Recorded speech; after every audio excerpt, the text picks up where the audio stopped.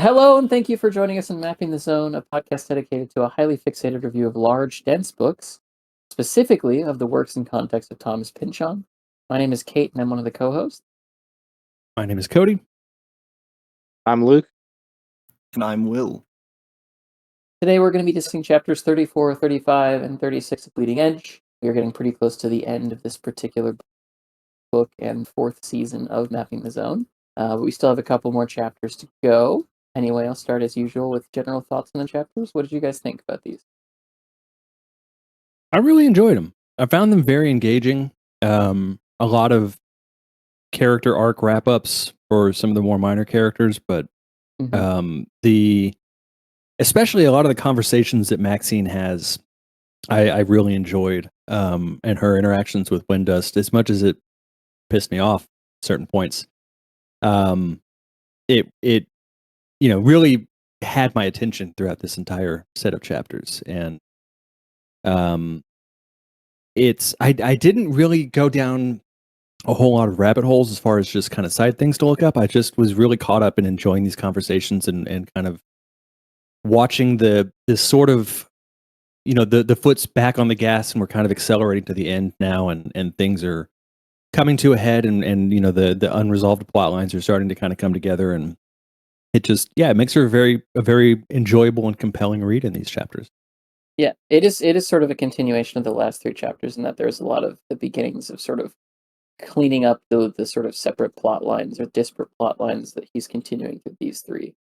And then it kind of all leads to chapter 36, where there's just a lot of stuff about Departure in there, and whether or not the people she's interacting with are alive or dead, or what Departure really is. I agree, though. I think that they're interesting chapters. I think that this is really where my theory about Windust being a stand-in for John O'Neill comes into play for the most part, which I'll go into as we get to those portions of the chapters. But they're really enjoyable. The entire Halloween sequence is really fun. A lot of really great quotable moments in that section, and not without also some intrigue about Lester Trapes and everything with the Deseret happening as well. You can really tell that sort of Pynchon is in the end process of his book. He's in the process of kind of cleaning everything up and leading to the conclusion of not just this book, but in my opinion, his writing career as well. I really like these chapters. They might be my favorite, at least in some ways. There's a bit too much Windust for me, perhaps. He's not my favorite character necessarily. And I don't necessarily understand like how and why Maxine and him met at the marathon or whatever. Like that seems a bit random. And in general, in this book, people seem to kind of run into each other a lot for it being New York City. I've never lived there, and maybe the fact that it's more walkable and you take the subway more and stuff means you're meeting people that you know a little bit more than some other places. As anyways, someone I who mean, lives there's in a walkable city, that does happen a lot. yeah, that's probably related to it. I mean, Pynchon's obviously lived in New York City for a long time, so he'd have some experience with that. But I mean, there's 3 Star Wars references I think in these chapters. The whole Halloween thing is very enjoyable. Yeah. Yeah, it's just these are just kind of fun chapters. I mean, as I've been over in the past, Pynchon's just kind of having some fun. It seems to be kind of, like you can tell that Pynchon has kids or has kids that were around the age of Ziggy and Otis, and that he probably did take them trick or treating and stuff like that. Yeah, I mean, these chapters just kind of feel pretty true to life and just kind of fun. There's also some action too, which is always nice. Kind of our first real action of the book. Yeah. Yeah, I have to agree with Luke there. This, I'm leaving myself open to revising this statement in the future episodes because I haven't rushed ahead to finish the book, although I was considering doing so earlier. But these might be my favorite chapters of the book. Whether it's the fact that we get the entrance of Shrek to the world of Pynchon. That's true. And we that's know just that Shrek important. exists within Pynchon's alternate United States history. Yeah, if it weren't for Pynchon, Shrek wouldn't exist. So, it's only right that Shrek is here. Yeah. I've not So. seen Shrek. I know that's a real sacrilegious thing to You admit. really should not say that on a thing that's going out on the internet. Yeah, this might give us the most engagement though that we've ever had. So Yeah. maybe leave it in just the edit. people. I'm not saying Shrek's bad. I'm just saying I haven't No, seen I know. it. I know. Yeah, that's and now enough. everyone's gonna let you know. I've had enough people let me know that I need to watch it. But yeah, I really, you know, the wind dust of it all is not necessarily pleasant, but I don't, I do appreciate what he's doing in these chapters as a character. And I really enjoy the way that Misha and Grisha have just kind of popped up and stick through these chapters as much Yeah. more significant than they were previously. Yeah, they graduated their hacker school that they didn't go to. All right, well, that kicks us off with chapter 34.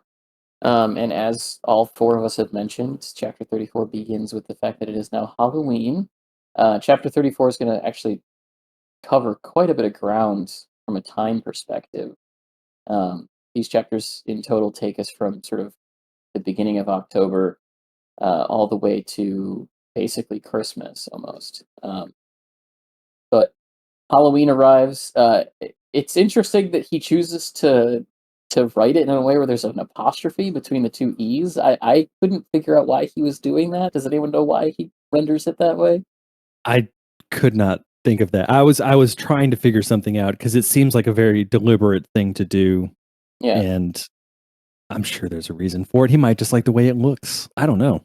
He spells it the same way in a newsletter that he wrote, or like a newsletter for his kid's school. He wrote a piece about Halloween, and he spells it the same way with the apostrophe between the E's. I think somebody posted a screenshot of his writing in that newsletter to the subreddit recently, in the last month or two. And I did read some literary scholarship about that mentions that newsletter. The literary scholarship is kind of like an overview of his life from what little we know about it. And the literary scholar was also kind of confused by the apostrophe and questioned why it was there, although he didn't have any theories. So yeah, it has puzzled other people, I think, as well.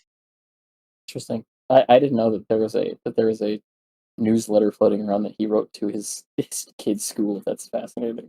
Yeah. If you can find the link to that, I'll throw it in the show notes. Yeah, let me have a look. See.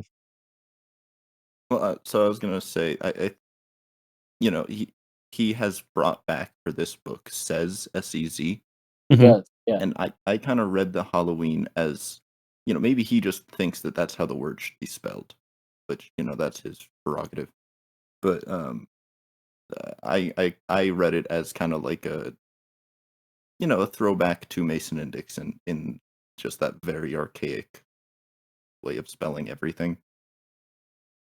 Yeah, whatever the reason is, it's just an interesting thing to notice. I can't say that I've ever seen an author alter the way that holiday is spelled in particular.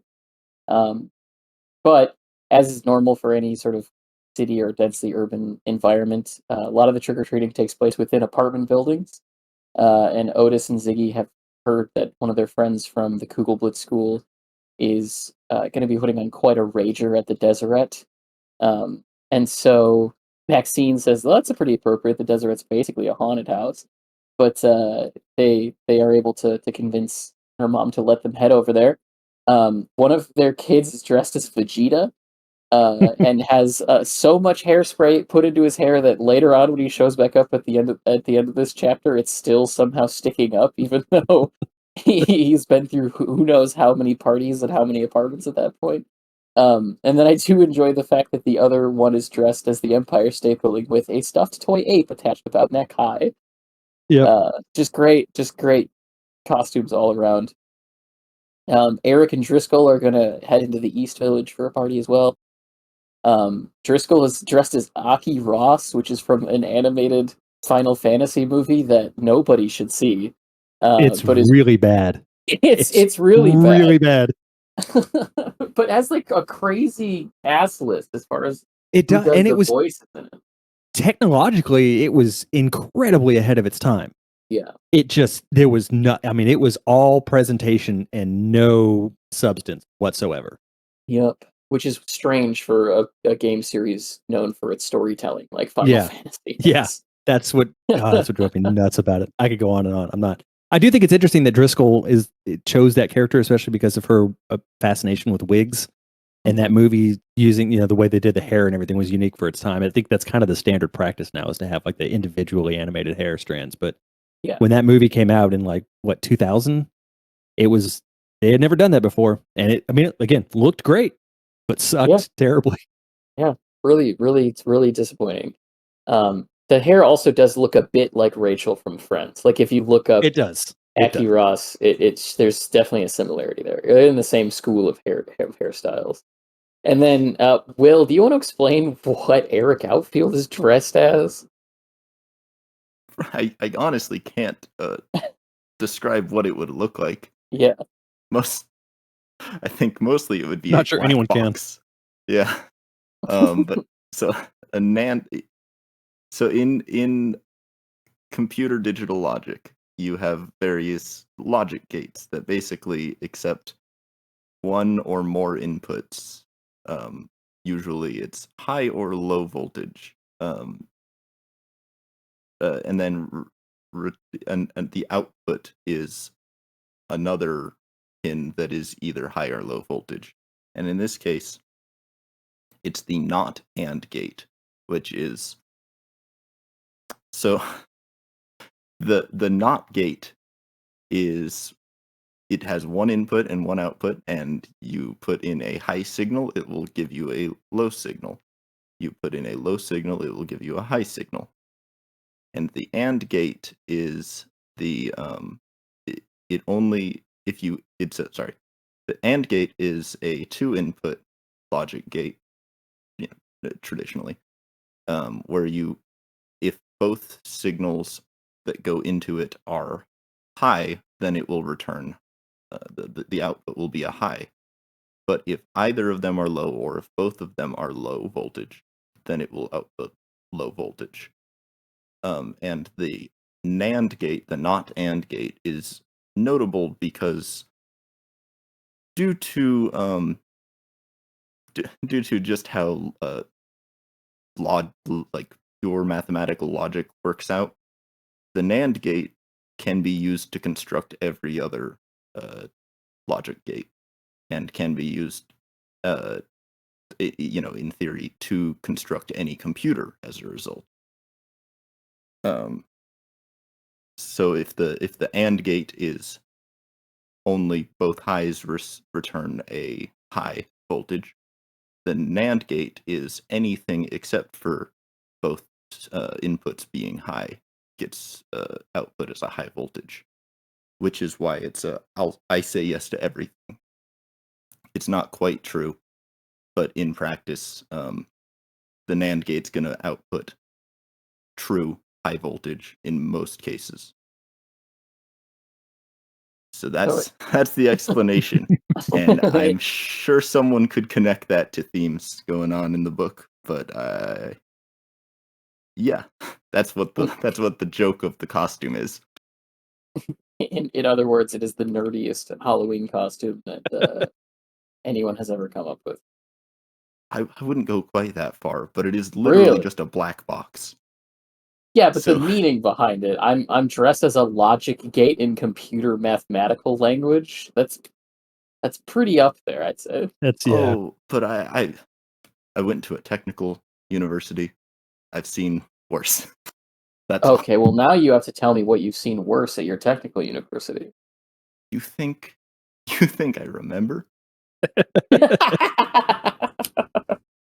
I have the stochastic certainty that there was worse ones than the NAND gate. That's probably fair. Yeah, because I've definitely seen people dressed up as NAND gate type things, and I know for a fact that I've seen more nerdy costumes than that. So,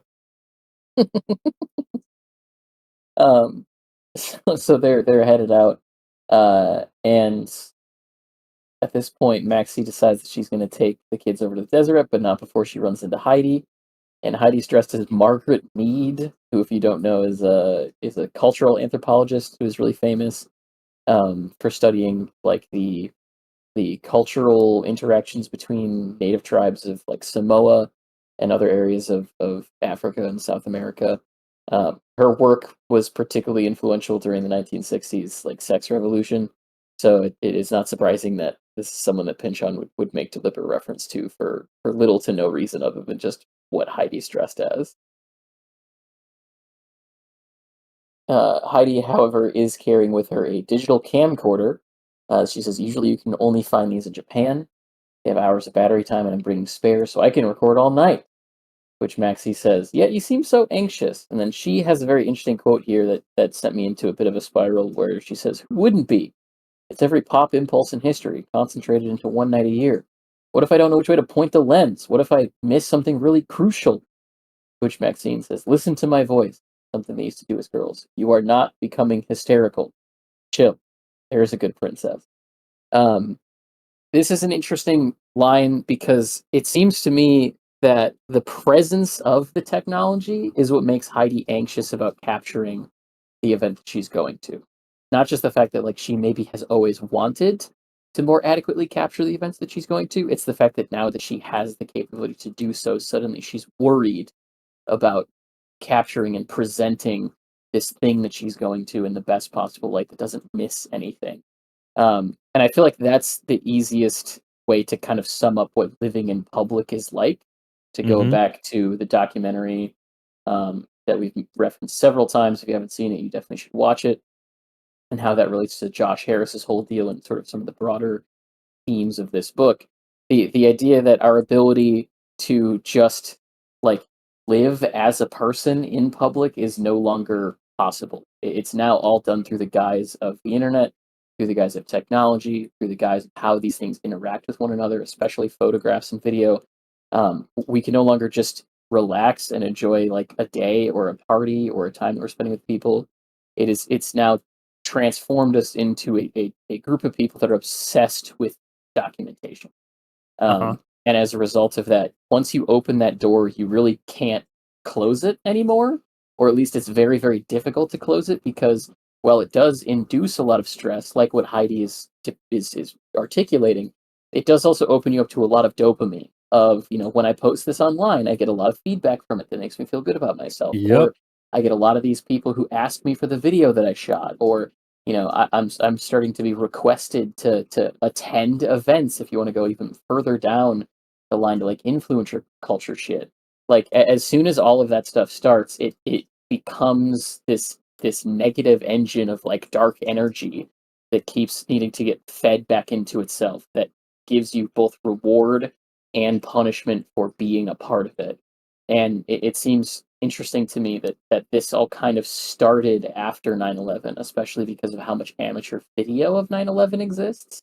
I don't remember the YouTube channel that you can go watch, but it's just a collection of all of the different amateur video that was shot as the towers were hit and eventually falling.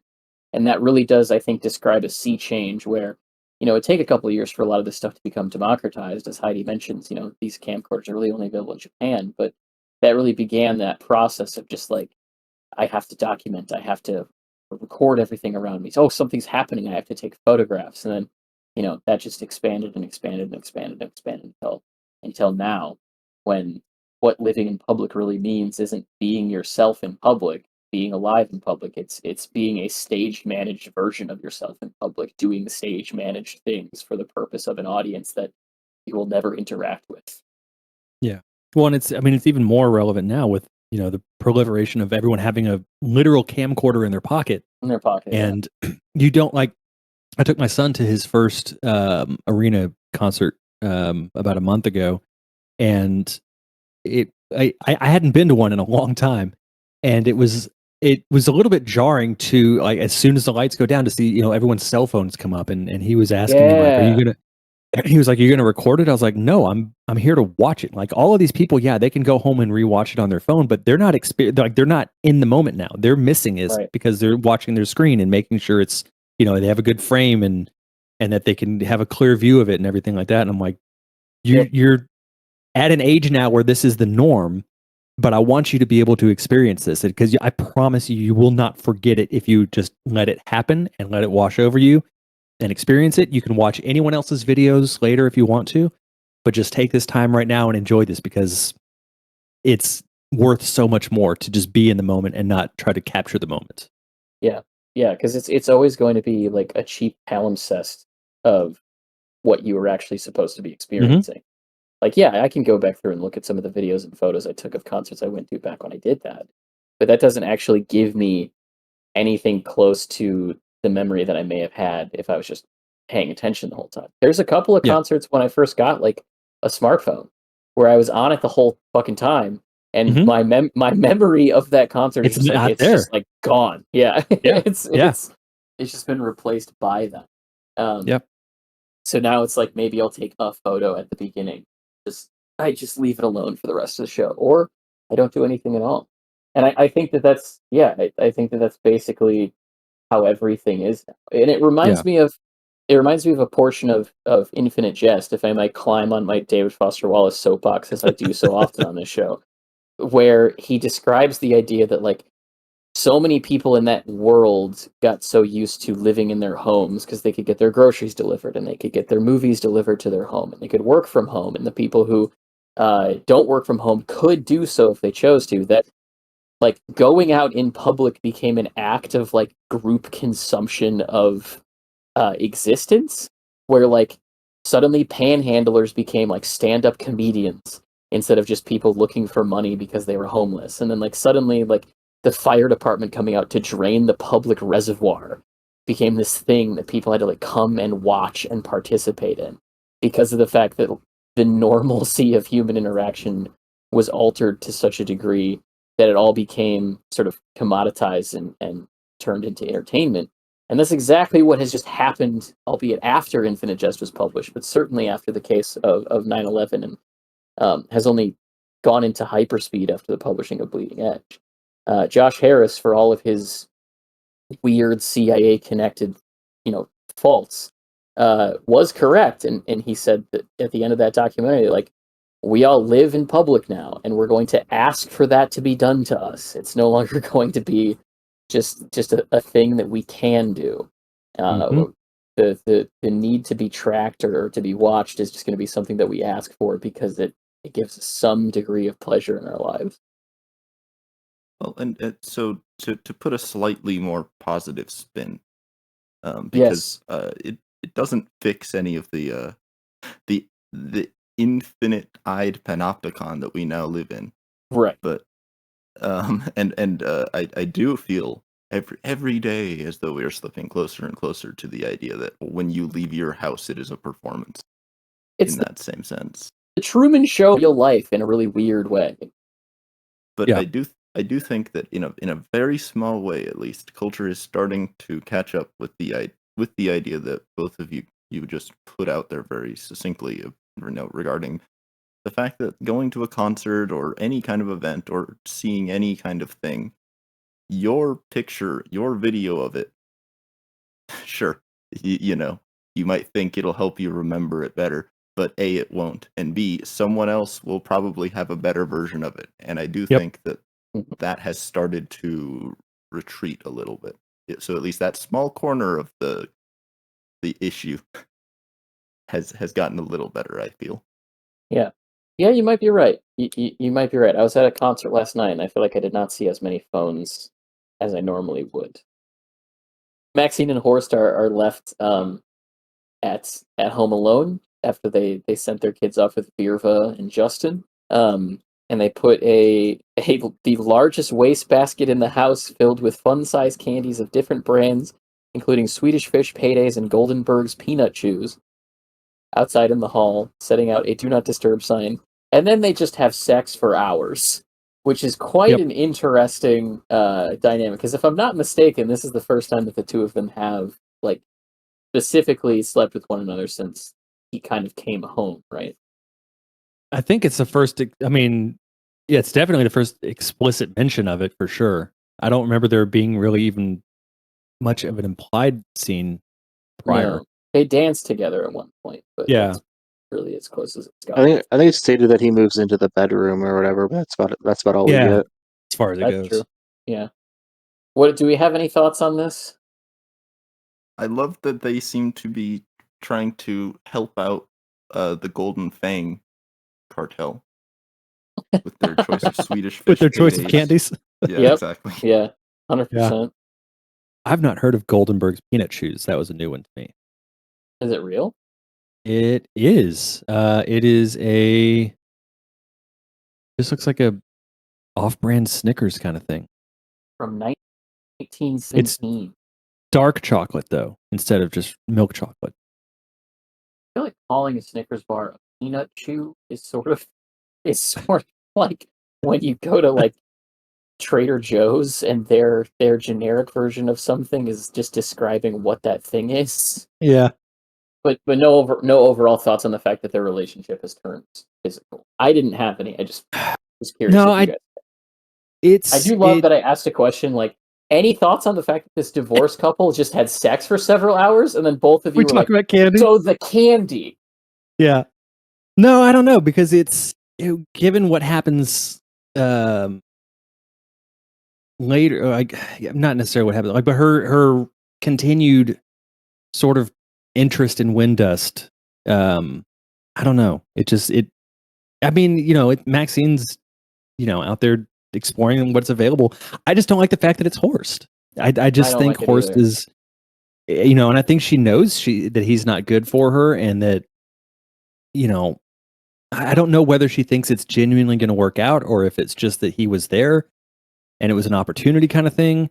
Mhm. Well, Well, it's but her never a good choice in sign men, that you want to leave your house immediately after you're done having sex with somebody. Well, If he that- did if- if immediately that's start your watching thought. the Yankees World Series, so that It doesn't wasn't help that his he immediately situation. started watching it. This is an important distinction. It was already on. He turned the Oh, that's- sound on. Yes, thank you. Afterward. And it Yes. does also say that she was riding him, so it's entirely possible that he was watching the game the entire time, which does get into his devolution of a character into basically a Thanatoid.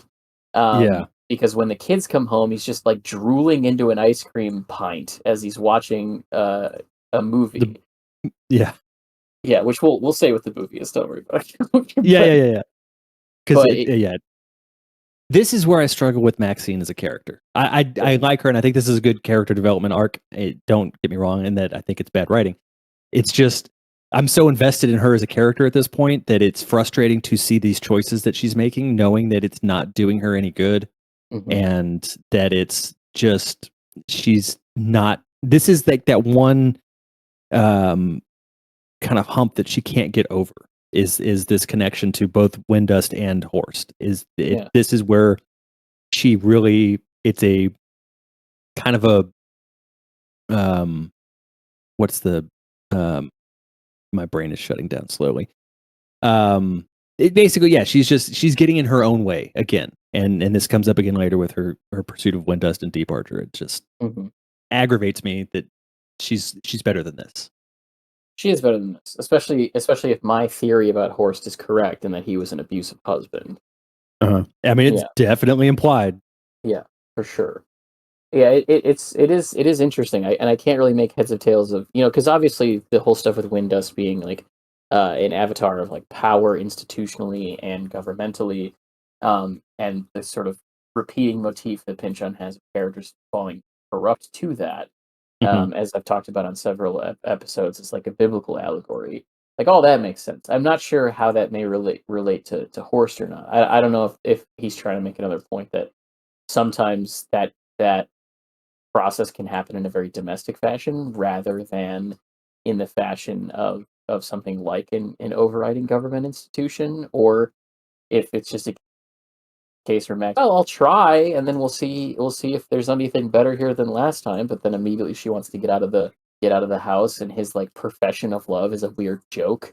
Like that may be what drives her back to Windust, is the fact that she probably is honestly finds that this isn't working despite her efforts, and she's just like, well, fuck it, I'll go back to Windust, and even though it's not any better. So my thinking on it comes down to basically the fact that Maxine hasn't shown much of a personal response to the events of 9/11. Obviously she's stressed, in the immediate aftermath, she's stressed about Horst, for the sake of whether it's personal investment or, her children's investment. She's worried about him. And other than that, we haven't seen her react in any real way. And I do get the sense that in the same way that other characters are kind of, reverting, if you want to frame it that way, or, seeking refuge in mindless pleasures. Um, Maxine, the last couple chapters, there were scenes where it explicitly says that she's, souring on Horst a bit. But, she spends a day helping her kids get ready for Halloween. It's a very domestic kind of day in that sense, where it's traditional American family values. The parents helping the kids get ready, they go out, they buy the candy, they put it in the bowl. And, you know, uh, uh, beyond this particular thread, Maxine seems to have a generally high libido. I think it just kind of all worked for her in the moment. And in a broader sense, or not broader, sorry, in the more specific sense of this thread, um, she on some level may want to be a good mother, capital G, capital M, who is, not only living with but sleeping with the parent of the father of her children. And it's that kind of, to go back to my very peculiar reading of Vineland, it's that kind of wanting to be the stereotype that you don't need to be as part of the reaction to the trauma. Yeah, and that does relate to her fear of being a Yenta, uh, as well. Certainly, Mhm. having that domestic life of bliss with your still ex-husband who's cohabitating with you as he turns into a Thanatoid. There's probably still something there. Yeah, I mean there had to have been some reason that they got together in the first place. Yeah, we don't really know. So moving on, we get the fact that Maxine leaves and goes down to Deseret, where their doorman is dressed quite interestingly. Her girlhood nemesis doorman Patrick McTiernan isn't that the director of like Die Hard? No, that's Um, John McTiernan. John McTiernan, on duty at the gate, wearing a dark blue uniform, Deseret name in gold, along with gold chevrons, hash marking each sleeve, gold braid epaulets, and gold fourragère drooping over his right shoulder, his own name above the left-hand breast pocket, in gold. Maybe this is a Halloween get-up, or else years have passed enough for Patrick to pick up the extra hash marks, plus the suave chops of a distinguished older gentleman.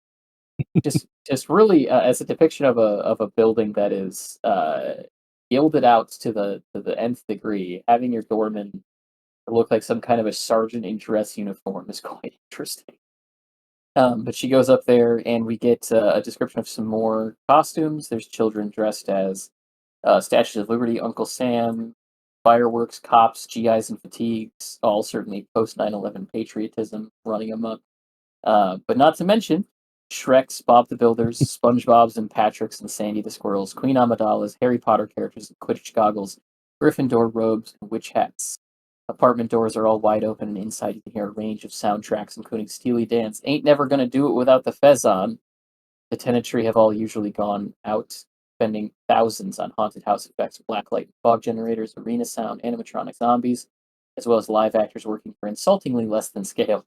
Treat assortments from Dean and DeLuca and Sabars, gift bags stuffed with high-end digital tchotchkes, Hermes scarves, and free airplane tickets to places like Tahiti and Stad. Great Halloween party, it sounds like. Yeah. just just a bunch of open luxury apartment doors to these different places that are these different apartments that are doing crazy Halloween celebrations with quite impressive gift bags. Yeah, it's interesting too because there's another line after this when she goes into the apartment that her kid should be in, where there's a mention of like empty vodka bottles piled up everywhere, and but then just like catering staff walking around dressed as battle droids, giving out filet mignon canapes and lobster sandwiches. It's interesting to me that there's been a couple of different like depictions of wealth in this book. Mhm. There's the depiction of like Gabriel Ice, just an absolute stooge who doesn't know what he's doing, and again has an apartment like Paul Atreides' throne room in Dune Messiah. That's one form of wealth. Just like, I don't know what I'm doing with all this money. It's actually not even kind of mine, and I'm being used by the government. Please, for the love of God, help me. And then there's like the middle form of wealth that we see when she meets like an actual member of the Wasp apparatus, and it's not as showy, um, and it's not as in your face like Gabriel Isis is. But if you know what is expensive, you know exactly how much money this guy has. Kind of like what we talked about with sort of like rich people wearing very plain looking clothes. And then this is sort of like the third version of wealth that we see. Like, we know the building is nice if it's based truly on the Dakota in New York, and we know that that's where John Lennon lived. It's an old sort of luxury building. Like, Mhm. we know that it's a nice building. It's well appointed, but the people who live there are not necessarily doing a ton. But when they do end up having parties like this, they can afford to hire staff. They can afford to kind of go all out with the stuff that they give out, but yet their kids still attend the same school that Maxine does. It's interesting that as gentrification and like the divide between yuppies and wasps has been such a big portion of this book, what I've noticed this time through is these like different separate depictions of wealth and how wealth is shown at different portions of this book. And then again, to a certain degree, the level of complicity that people have in the overall system based upon that wealth. Like, the owner of the Deseret caused 9/11, got a guy killed or assassinated, whichever way you want to point it out, in the pool of his building. But the Mhm. tenants in that building who are of a lower degree of wealth have no complicity in that, right? And then of course you have the guy who again planned 9/11, living in this insane throne room of a building, and then the guy who knows about 9/11 but isn't going to do anything because it benefits him is just in a well-appointed office. It's interesting that there's those different scales of depiction and how wealth is presented in this version. Very good thing to consider, especially going through this book. And I wish I'd clocked that, I guess, earlier into the reading. But yeah, it's definitely a major point going through here. And then, of course, we get to another interesting point here at the end of this page, where Maxie is talking about feeling class hostility. And then there's a line here that says, "Out into this overdue for exorcism building she's never found even marginally likable." That's not true. There's like a whole flashback to Maxie's childhood in like chapter 3, where she where she talks about how much she liked that building and like sneaking into the building with Heidi, and she keeps Mhm. going back to the building to pretend to be a tenant and use the service elevator to use the hotel or the pool. Like, we know that Maxine doesn't hate that building. She might be a bit creeped out by it, but she clearly likes spending time there. She took a guy there on a date ostensibly, even though they were going to go to a murder scene after they were done ogling each other at the pool. But it seems to me to point towards like sort of a divide in how people respond to tragedy or trauma. Because Horst is at home again, becoming a Thanatoid, and then Maxine is becoming basically kind of like March Kelleher, but maybe to a more reasonable degree. Like, she's becoming cynical, she's becoming a bit more calloused, she's beginning to notice these aspects of society that she was probably aware of beforehand, but that really kind of more stick in her craw because it's affected people that she wanted to save now, or it's affected people like in her actual life. And so she's developing this sense of anger or hostility or injustice towards the system around her, and she sees the Deseret as a sort of outgrowth of that. It's again just this very subtle moment that shows a lot of what's going on with the character without just putting it on the page, which I really appreciate. Mhm. Yeah, I picked up on the whole Maxine changing her mind about the Deseret because it does seem to be just in this chapter that she seems to really emphasize the fact that she no longer likes it, but she also tries to act like she never liked it. Never did, yeah. So then after that, Misha and Grisha show up and they're both dressed as Osama bin Laden. Will, you seem to particularly enjoy the Misha and Grisha portions of these chapters. Did you have any particular thoughts on their conversation with Maxine here? No, not really. I just found it very very satisfying, I guess, Yeah, just in the way that they were used, both for comedic and plot effect. true enough. they're basically in the Deseret because of some sort of connection with Lester Crepes. There's an interesting line here about how the New York alleys are actually these places full of sort of mentally unstable voices, echoes off the masonry, cries of city desolation, metallic noises less innocent than ancient trash cans in the wind. That's very clearly a reference to the fact that, as I talked about, I think 2 episodes ago, what is Silicon Alley was actually Alphabet City. It was not a pleasant place to live. Was very like economically depressed and crime-ridden area. So again, talking about how we kind of take these things, we change them through either processes like gentrification or whitewashing or whatever you have, just really well sort of rendered there. There's also no necessarily clear indication of what the connection between Lester and Misha and Grisha was. I was curious if anyone had any thoughts on what they were trying to do, specifically sort of the end of their conversation when they like look up towards the pool and say Lester's soul. What do we think about this whole sort of back and forth between them, or what's being discussed? Get at here.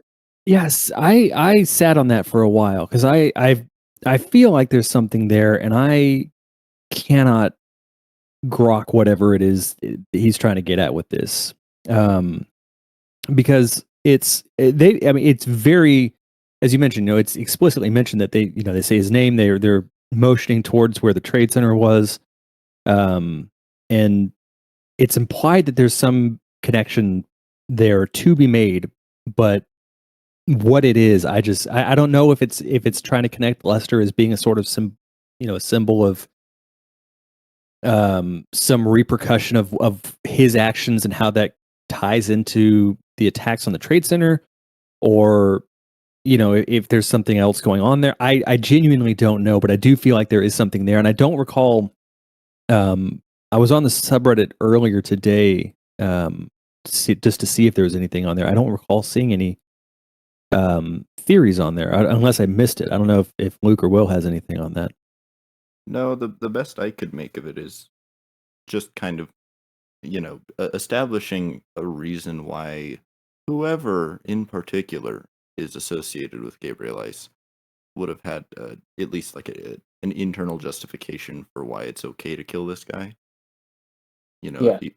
If he's involved in some way historically with Soviet intelligence agencies, well, hey, you can call him a spy, and then you don't need to worry about any bad press, because then as they did the ballistic knife blade, you have enough complications that nobody's gonna say, oh, look, an American, the CIA killed an American citizen or whatever. Mm-hmm.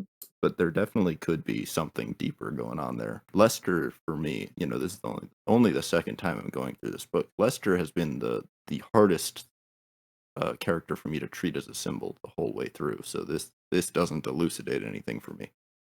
Yeah, I mean, the only thing that I can really point to that might be any deeper is Misha and Grisha both mentioned that they have been in Deep Archer, and that Deep Archer is kind of turning into something else at this point, like a sanctuary or something where like the dead go, as we talked about last week with this like wholesale return of the dead, and those allusions to the wasteland of T.S. Eliot about like the dissolution of the modern world into something else through tragedy, and then where all of those souls go.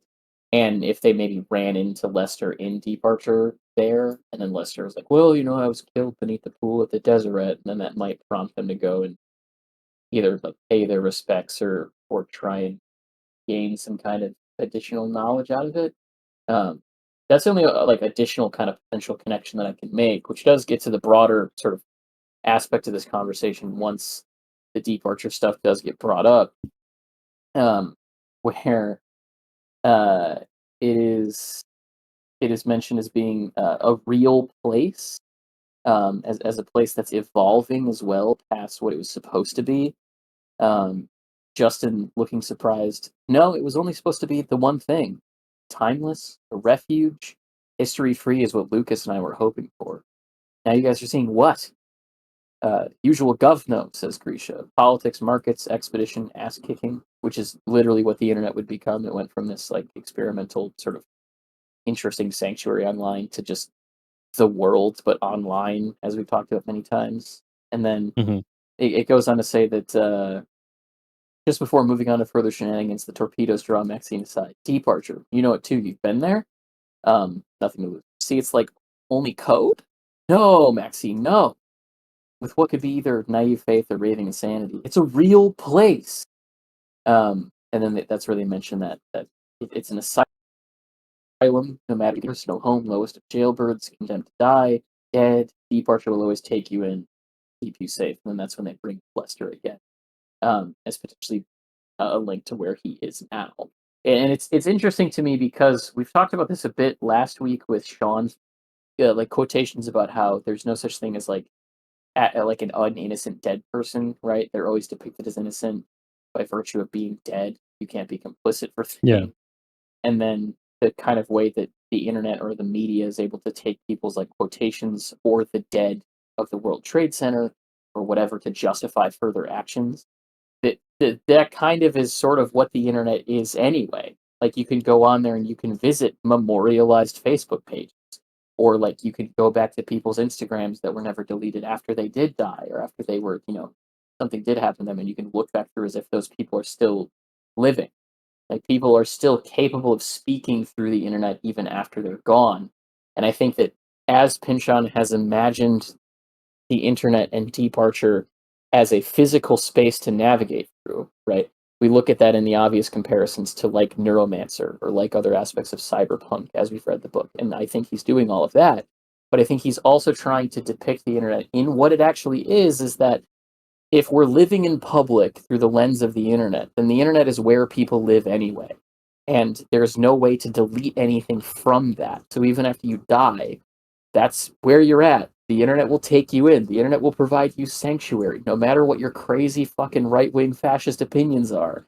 The internet will give you sanctuary after, you've gone through a medical scare because there's a community of people on Reddit that have the exact same weird, super small diagnostic chance of a medical scare that you have. Like, the internet becomes these different communities where it is just as good and just as bad as the real world. And I don't know how to make heads or tails of the Lester connection in all of that. I don't know if Pynchon is just trying to bring these things up as just like Lester's one of the people tooling around down there because he's dead, and that gives me an option to talk about this kind of like thematic import of the internet. But it's a very interestingly powerful section of passages happening when visually what you're seeing is Maxine in a house littered with empty vodka bottles while people dressed as battle droids serve high priced like appetizers talking to two Russian children with sharpened teeth that are dressed as UBL. Like it's just an interesting tableau to consider what all of this is being depicted through. Yeah, and just to, because you move to it.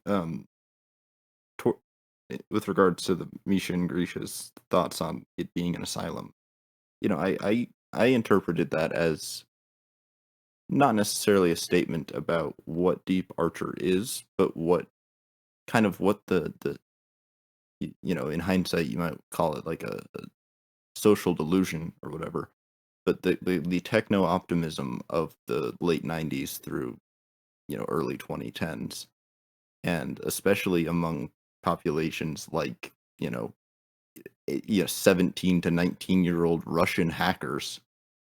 That's totally the attitude they would have, is that, hey, this is the internet gives you the things that the failed Soviet Union wanted to give people. It wanted to give everyone a level playing field.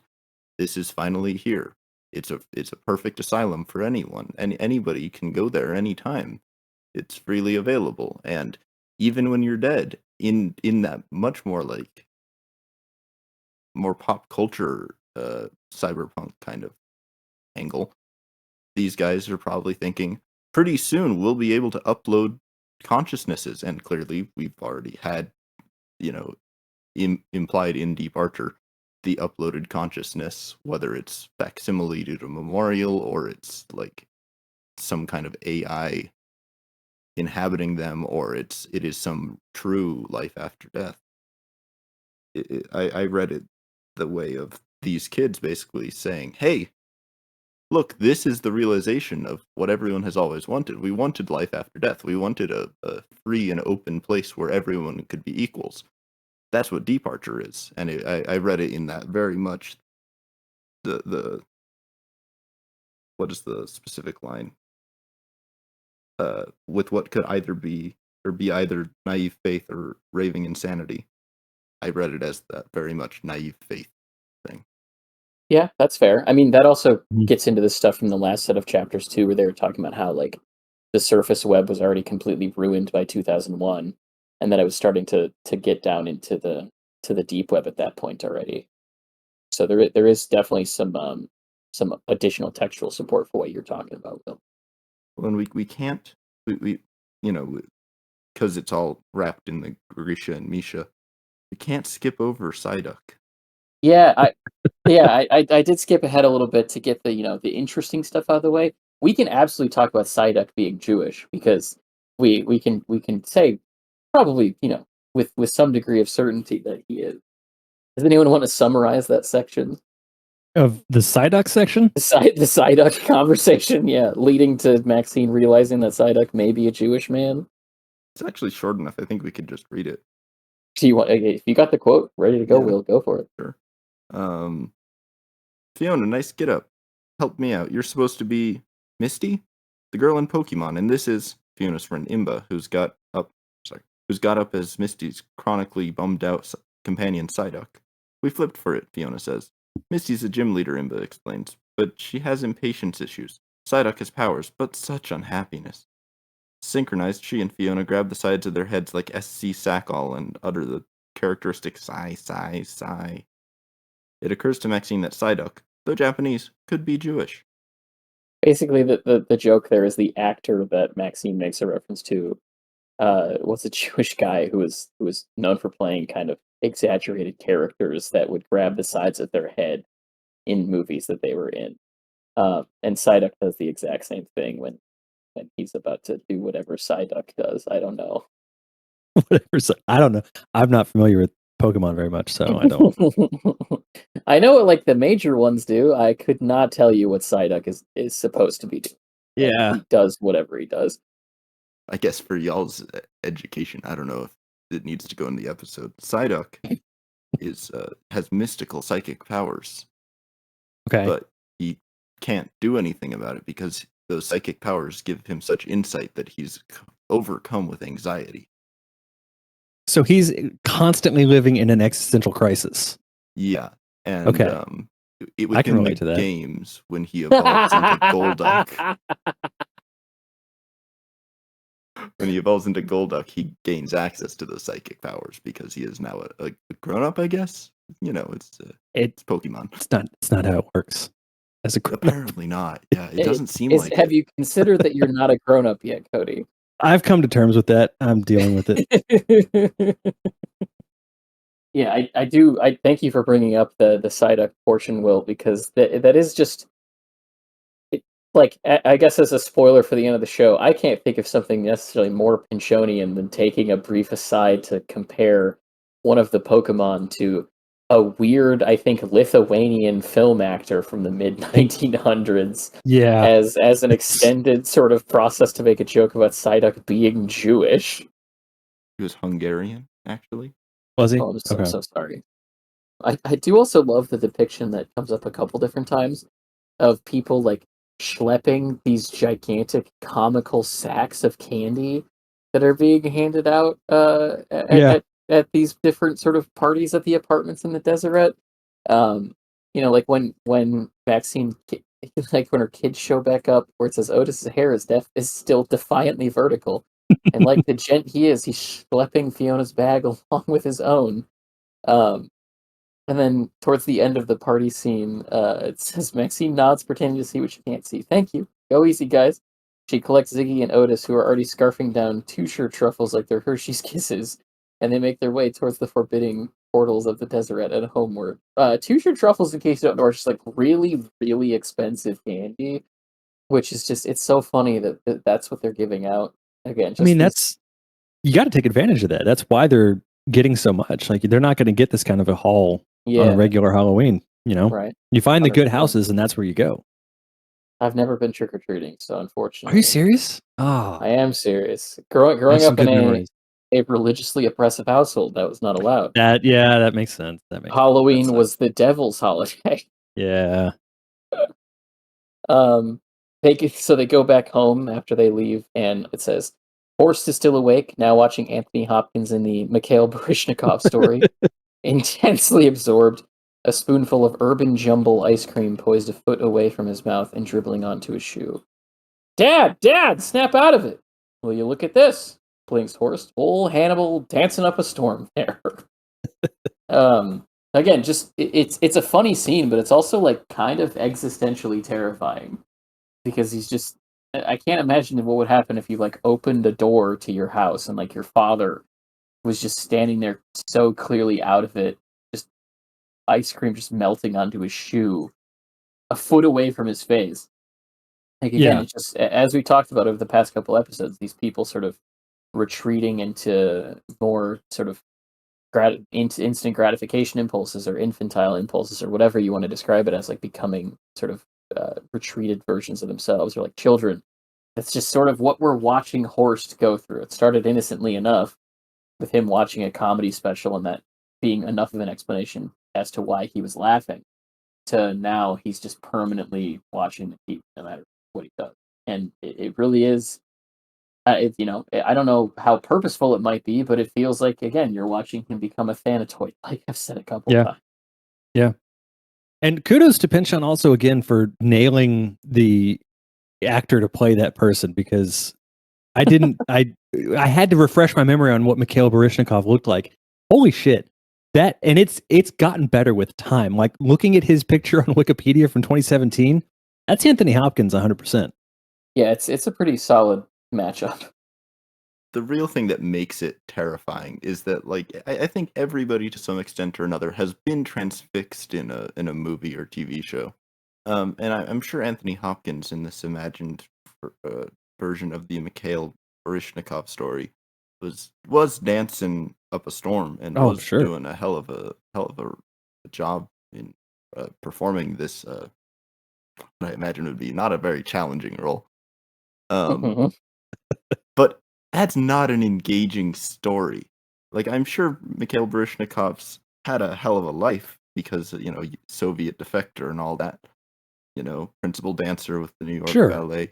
But this is a But TV biopic. It's not exactly. It's just gonna be like him staring plaintively and like him trying to dance harder.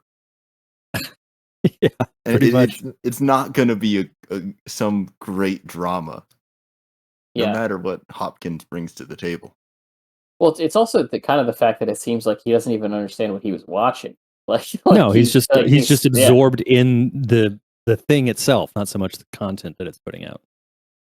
The Urban Jungle ice cream was a real ice cream that was available only between 2000 and 2001 from Ben and Jerry's. And it actually, like, as far as their sort of previous ice cream flavors go, it sounds like it would be pretty good. Um, if you go onto the Flavor Graveyard website of Ben and Jerry's, it is described as um, chocolate ice cream and coconut ice cream mixed with white and dark chocolatey chunks, pecans, and roasted almonds. No, I don't like. I'm not a coconut fan. The rest of it sounds good, but I just can't do the coconut thing. That's one that feels like, as much as individual taste may vary, that one seems like it would be a winner on the market. Oh, for And sure. I think the branding as Urban Jumble might have killed it. Yeah, it feels like probably not a Yeah. good not a good description. Especially when I think it had like fudge chunks in it in addition to Yeah. like peanuts. It's something potentially problematic out of Vermont there. Cancel Ben and Jerry. Cancel Ben and Jerry's, the leftist ice cream company. No more woke ice cream. No more woke ice cream. After the Halloween expedition, Heidi comes back a changed person, it says. It says here, children of all ages enacting the comprehensive pop cultural moment. Everything collapsed into the single present tense, all in parallel. Mimesis and enactment. She may have been waving or having a little incoherence after a while.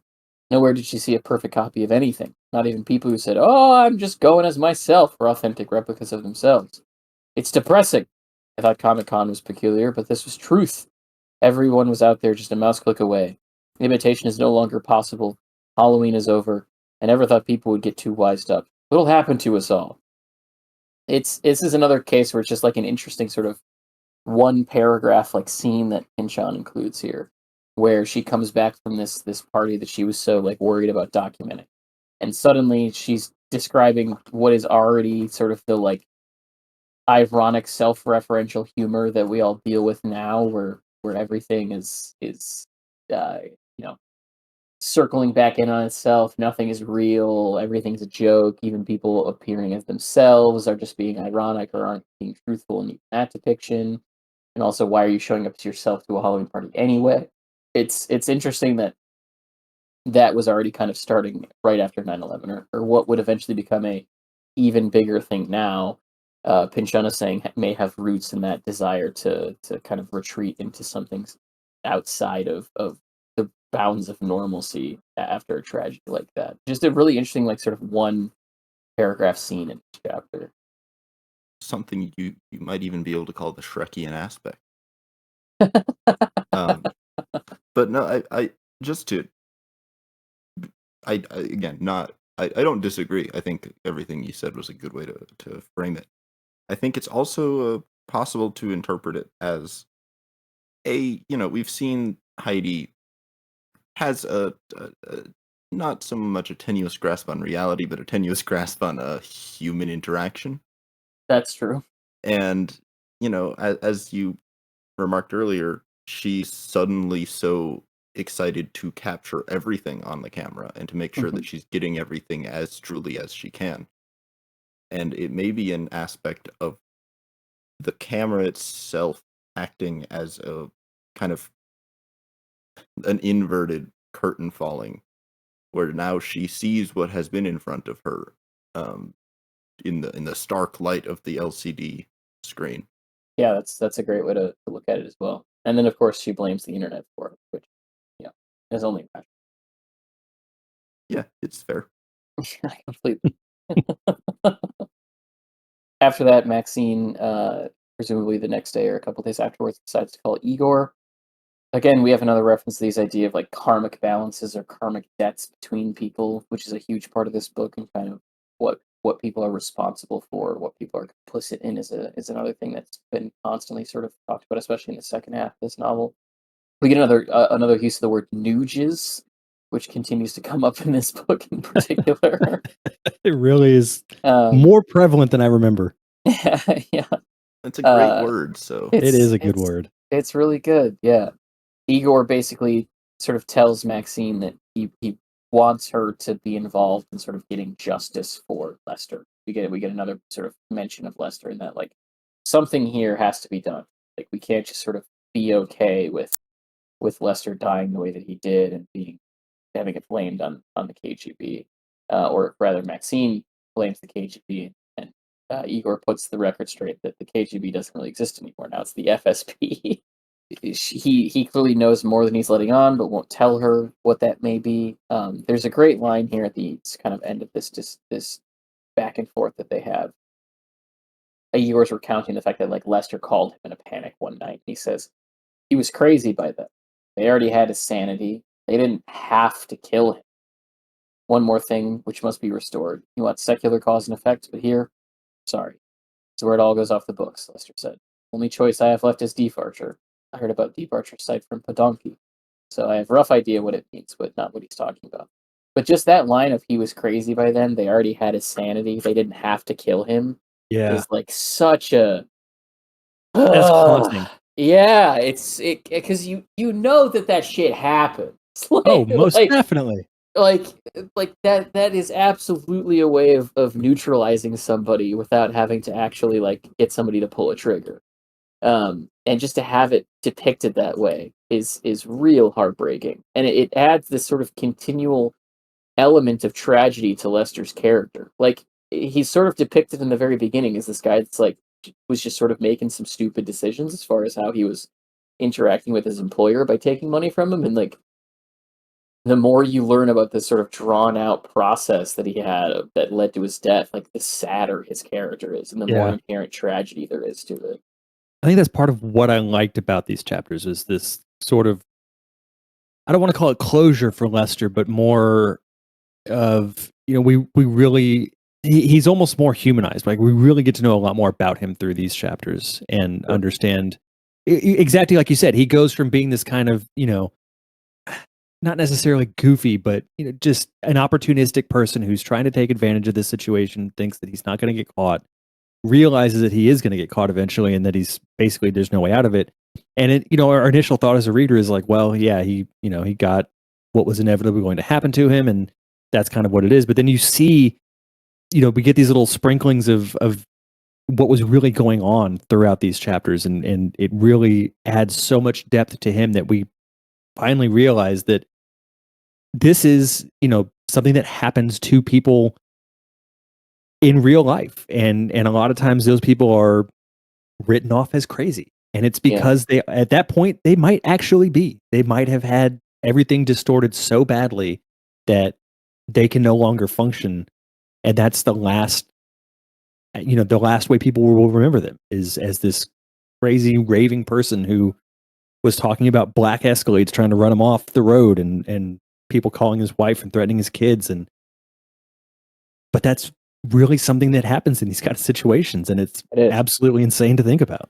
Yeah, and I think that like oftentimes Pynchon's writing, as we've talked about several times, especially as it relates to like governments and like systems and all that, can be somewhat Lovecraftian in nature as far as how it depicts these things. And it may seem like a weird comparison to begin with, but this section really reminded me of the Oliver Stone Nixon movie with Anthony Hopkins. Yeah. There is a deleted scene that should not have been deleted where Nixon goes and speaks to the director of the CIA, Richard Helms, and they have this very intense, I'll say, conversation back and forth with great acting by both Sam Waterston and Anthony Hopkins, in which Anthony Hopkins realizes like how much larger the government is than just him, and where the real sources of power lie.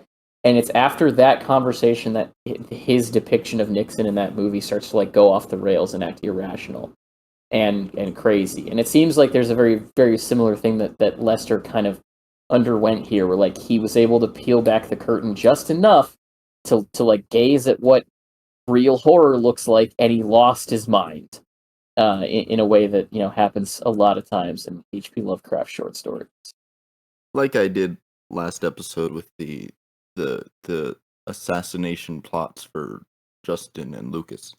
I'm gonna unnecessarily and obtusely complicate interpretation of this. This is your character for the show, so it's important, and someone needs to do it. Yeah.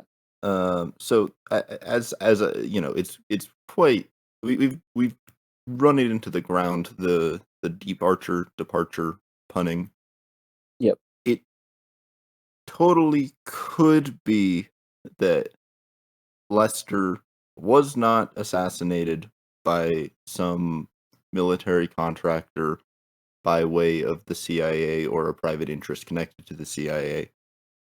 But instead, he was crazy, and he wanted to try to get people to take his death seriously, and was just planning to kill himself, and calls his connected confidant Igor and says there's only one thing I can do. There's only one place I can go. And he says departure, meaning the act of leaving, in that kind of coded way that, suicidal people will often phrase their last conversations. And then, grabs a ballistic knife to try to like get, NYPD, whoever, to actually take his death seriously. The only reason why I wouldn't agree with that potential complication is the cologne. Oh, yeah, absolutely. I don't think that makes any sense in like the wider scale. I just think it's one of those things where, well, if we're already talking about, how maybe Reg didn't actually shoot the footage of the people with the Stinger missiles, if we're already talking about, all of these things being false flags, well, he could have gotten some cologne and just happened to have had the same one, or he knew Nicholas Windust or whatever. Oh, that I really like that, Will. Well, I'm glad you do, because I don't like it. It struck me earlier as a possible interpretation, in the same way as like the potential planning with Gabriel Ice was, it was actually just them talking about algorithms.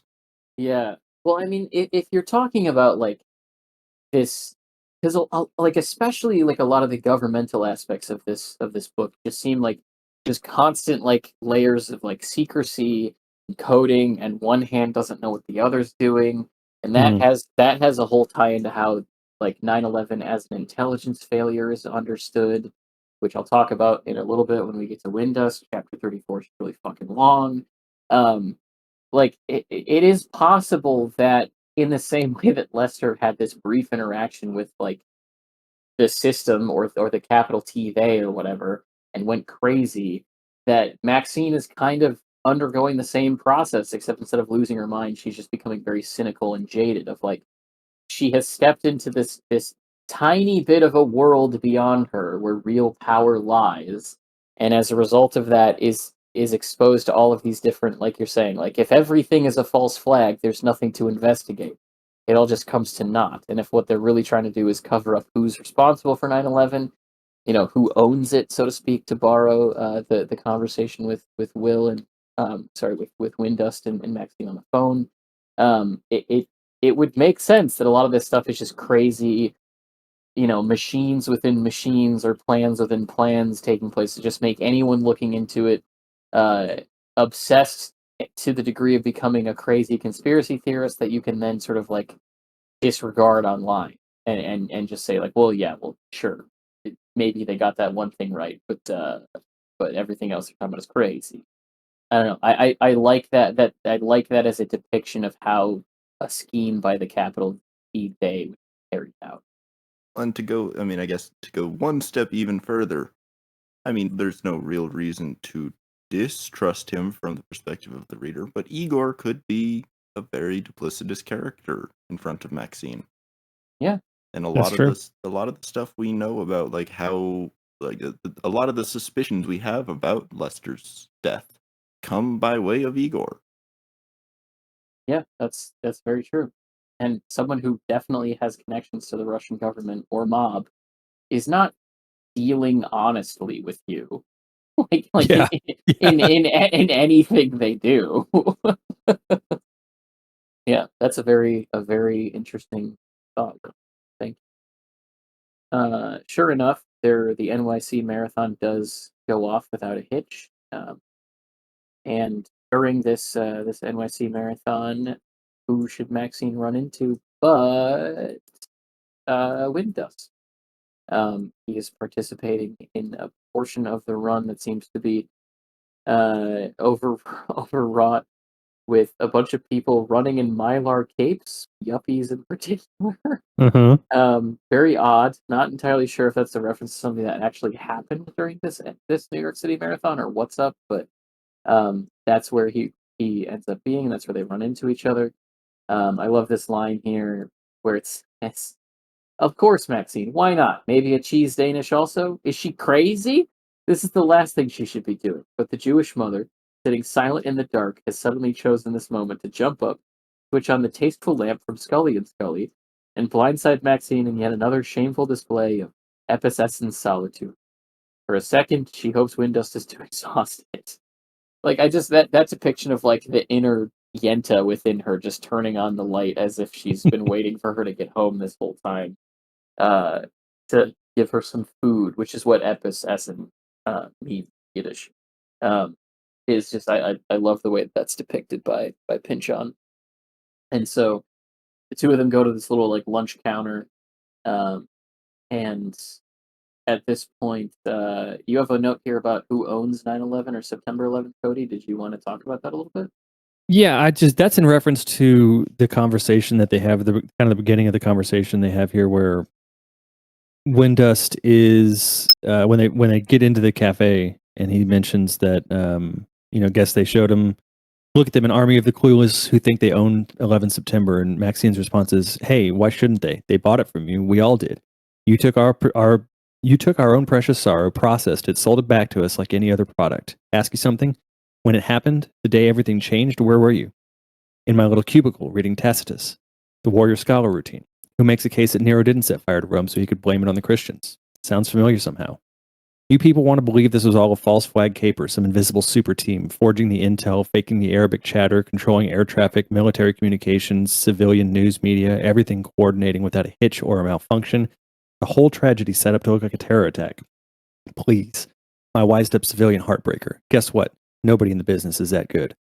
You're saying I don't need to get too excited about this anymore? Well, ain't that a relief? Meantime, you people have what you want, your war on terror, war without end, and job security up the old wazoo."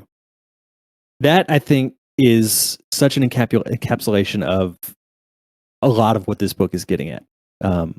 This idea that you can build the conspiracy around the idea that, and we've talked about this a lot, that 9/11 was an inside job. I don't ascribe to that.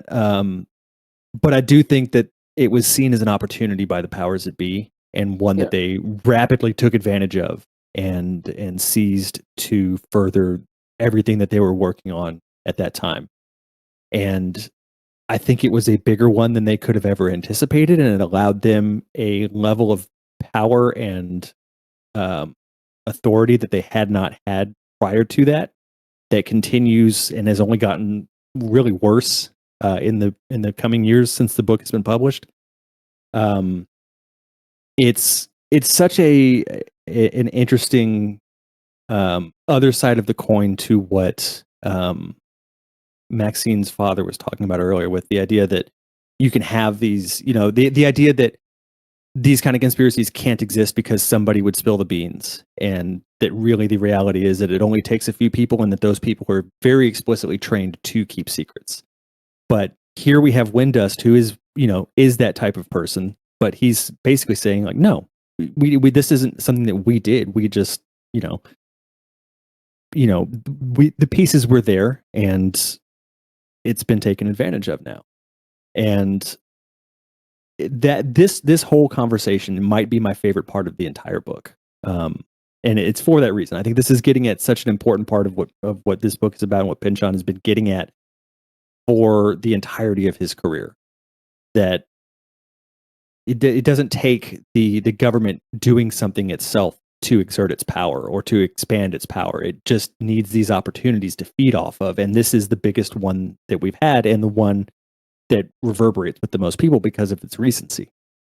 So yeah, this section was I thought very, very important to the story. Yeah, I agree. And I think the other thing is similar to Will talking about how Igor is probably untrustworthy as far as, whether or not he's feeding correct information. The same thing is true of Windust. Like, Windust says that no one could pull this off. And Windust was involved in the dissolution of democratically elected governments in South America. Yeah. And at this point, in history, that was not widely understood as something that happened. He's more than aware of the fact that they can and have done things like this to that degree. I think he's getting at the fact that it hasn't or can't be done on American soil to its own populace. Right. Well, and this is where I've brought this up a couple of times, and maybe this is better for me to bring it up rather than the assassination attempt in the next chapter. But this is where I get into Windust's character. I don't think Windust wants that to be true. I think Windust has a belief that the U.S. government and the U.S. apparatus as a security force, or as a police force for the world, or however you want to sum it up, is doing effective good with to use Naomi Klein's term, the shock doctrine across the globe, but that to do so on the home soil is an evil that even he can't fathom. And that's why I believe he is wrapped up in the whole stuff with the Stinger missile video, and where his ulterior motives with all of that may be. And this is where he reminds me of a very real person named John O'Neill.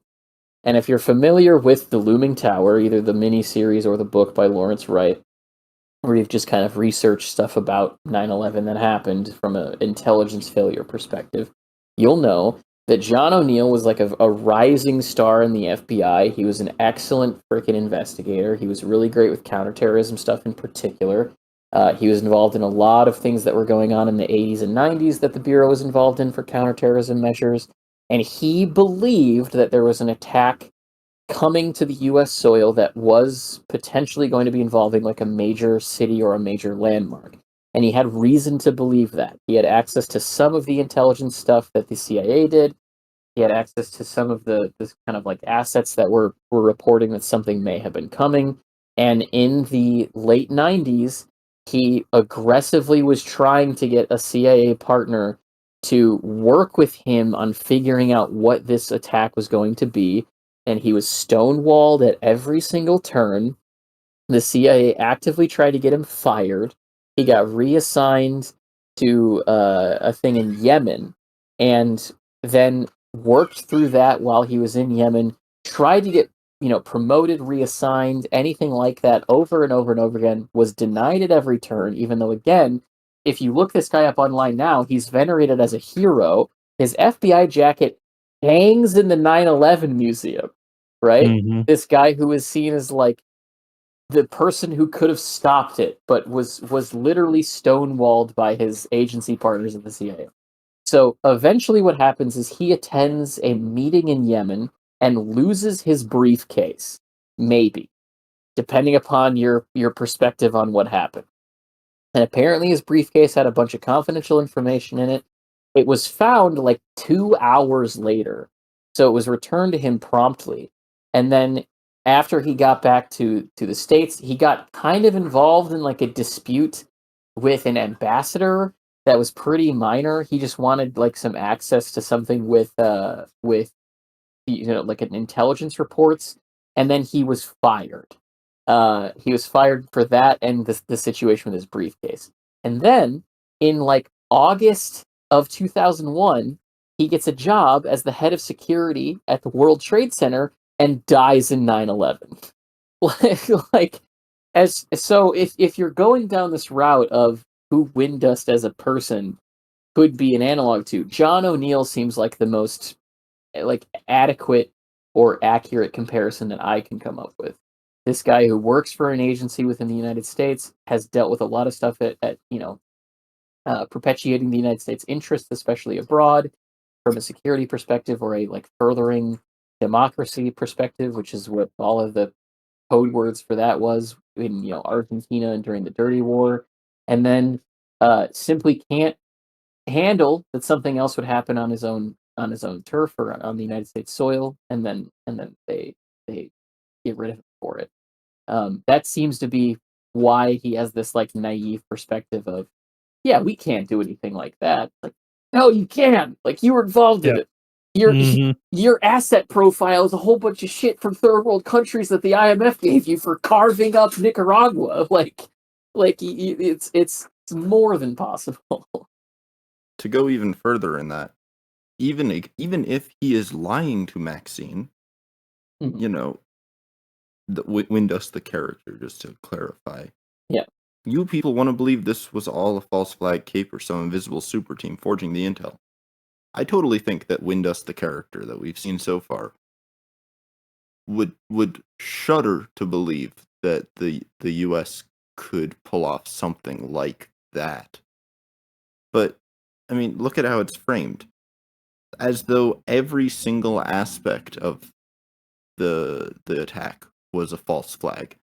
As if it isn't totally possible for some degree of governmental involvement to involve Arabic chatter. Mm-hmm. As though Right. you can't organize things with foreign individuals who have their interests in that direction already. Yes. Yeah. It's fundamentally he is already setting the goalposts at a point where nobody actually believes it.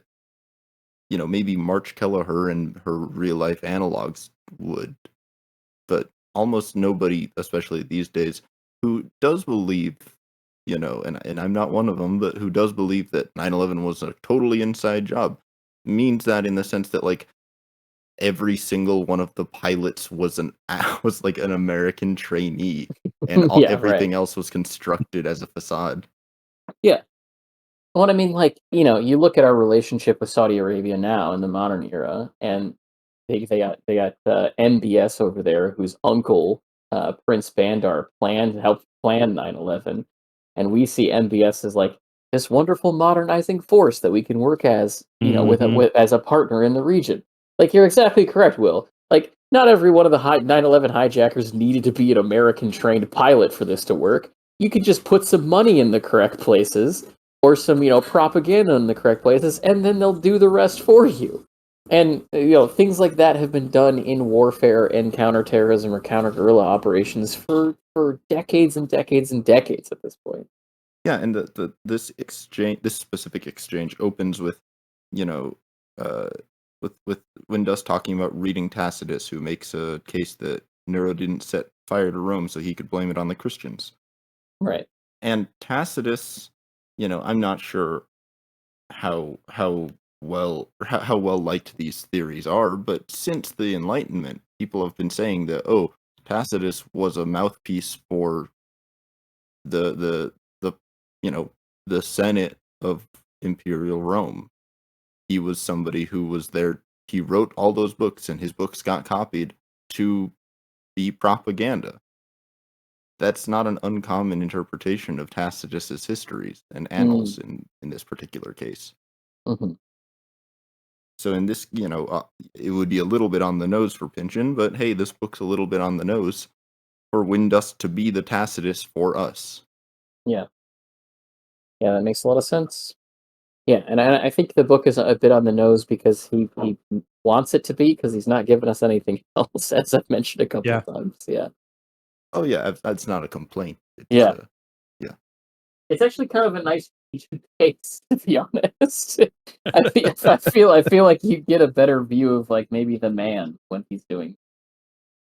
Then they have an interesting conversation where they talk about just like the insanity of the fact that someone like him can retire, which they are completely understandable. Like how you would be allowed to retire if you had done the different things that he had done is really really beyond me.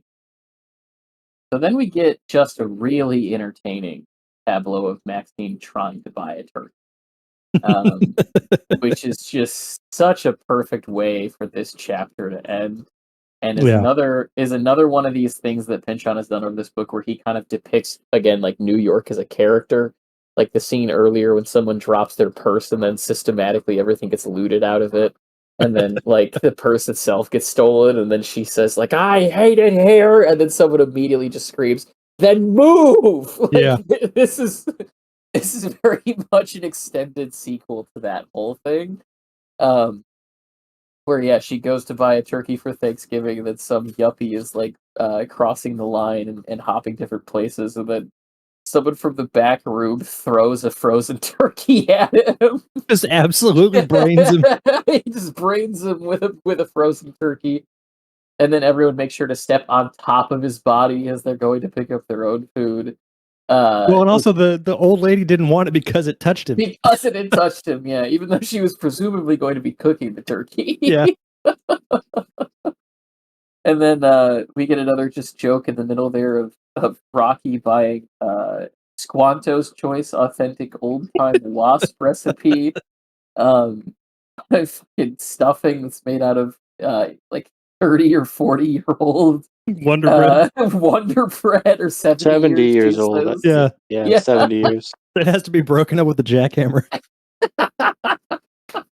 Oh, just a really great case of Pynchon again, like understanding that he's been shoveling serious stuff into your lap for the past, 50 pages or whatever. He's like, yeah, I'm just going to give him a bit of a break here. Yeah. Nice way to end the chapter for sure. And to again return to something I brought up last episode, Yeah. with the question of whether the naivete, if you want to call it that, or optimism, if you want to be less cynical, of Sean's interpretation of 9/11, or at least his discussion of it. I think this might be a bit of a tip of the hand in the sincere direction. Mhm. Because, here you have this, as he's described, a serial line jumper, a large white alpha male whose social skills, if any, are still in beta. Which is a Being- line. It's Yeah. a fantastic line. I just felt like it needed to be read. Yeah. This Jagoff getting essentially, it's assumed because it's Pynchon and he likes the Looney Tunes type stuff that the guy isn't literally dead. But if you're hit with a frozen turkey in the head and then trod upon by probably at least 100 people, you're not alive in real life. No, Yeah. that man is deceased. Yeah. But No doubt.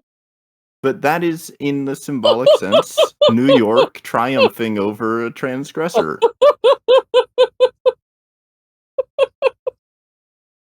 It's 9/11 might have knocked us down, but we're getting back up and we're gonna kill this random asshole. The fucking frozen turkey.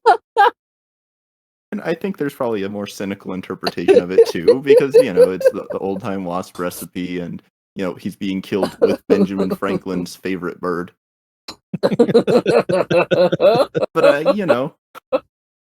I like the optimistic interpretation of basically saying that the way that America was founded, by being assholes to line jumpers, at least in the context of New York City, Mhm. we will prevail. The concept of New York healing from tragedy by murdering a yuppie with a turkey is just such a funny way to depict what that scene is. It's Thomas Pynchon.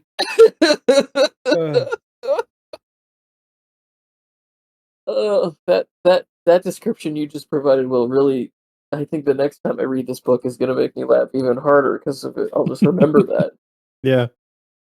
Oh my god. So that is going to bring us to chapter 35, where, as things turn out, Thanksgiving's not so horrible after all.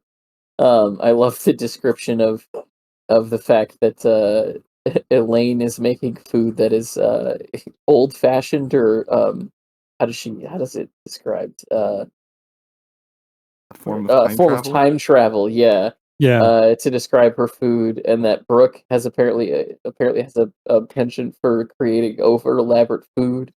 And so in this case, Otis gives a rave review where he calls it a normal pumpkin pie. I love that that little description. And then Avi says that he wants to come and talk to Maxine at her office. And of Maxine, of course, just has a sneaky back way to get in there. Another great sort of hard-boiled detective-esque aspect of this book. And so sure enough, Avi comes in, and what an outfit he's wearing, man. Yeah. The Avi clothing choices in this book are so good. But that's how we dressed in the early 2000s. Like, well. I can't say that any of it's like A lot of people did. A lot of people did. Yeah. Yeah. There's no doubt. Does someone want to read the description of what he looks like on 384? Yeah, I've got it right here. Okay. Avi comes creeping up to the office in disguise. Jeans way too skinny for him. T-shirt reading "All your base are belong to us." A fuzzy white Kangol 504, which Daytona does a triple take, pretending to adjust her glasses. Thought it was Sam, king of the cool, in here, walking amongst us. Client's getting way too hip for my ass, Miss Maxine. You ain't never met my brother-in-law? Avi takes off his hat. There's his yarmulke. The two shake hands warily. The Pynchon Wiki posted a picture of Sam Jackson, basically wearing exactly that, minus the "All your base are belong to us" shirt. But yeah, that is a look for sure. Well, I just love the choice to have Avi's idea of an innocuous disguise be to dress like Samuel L. Jackson did in the 2000s. Mm-hmm. Not just, anyone dressing that way too. A Jewish guy from New York dressing like Samuel L. Jackson in the early 2000s. I think, to be fair, though, a lot of people were copying that style at that time. That's true. I was going to say that does accurately describe the way Quentin Tarantino was dressing during the Jackie Brown era of his career. Yeah.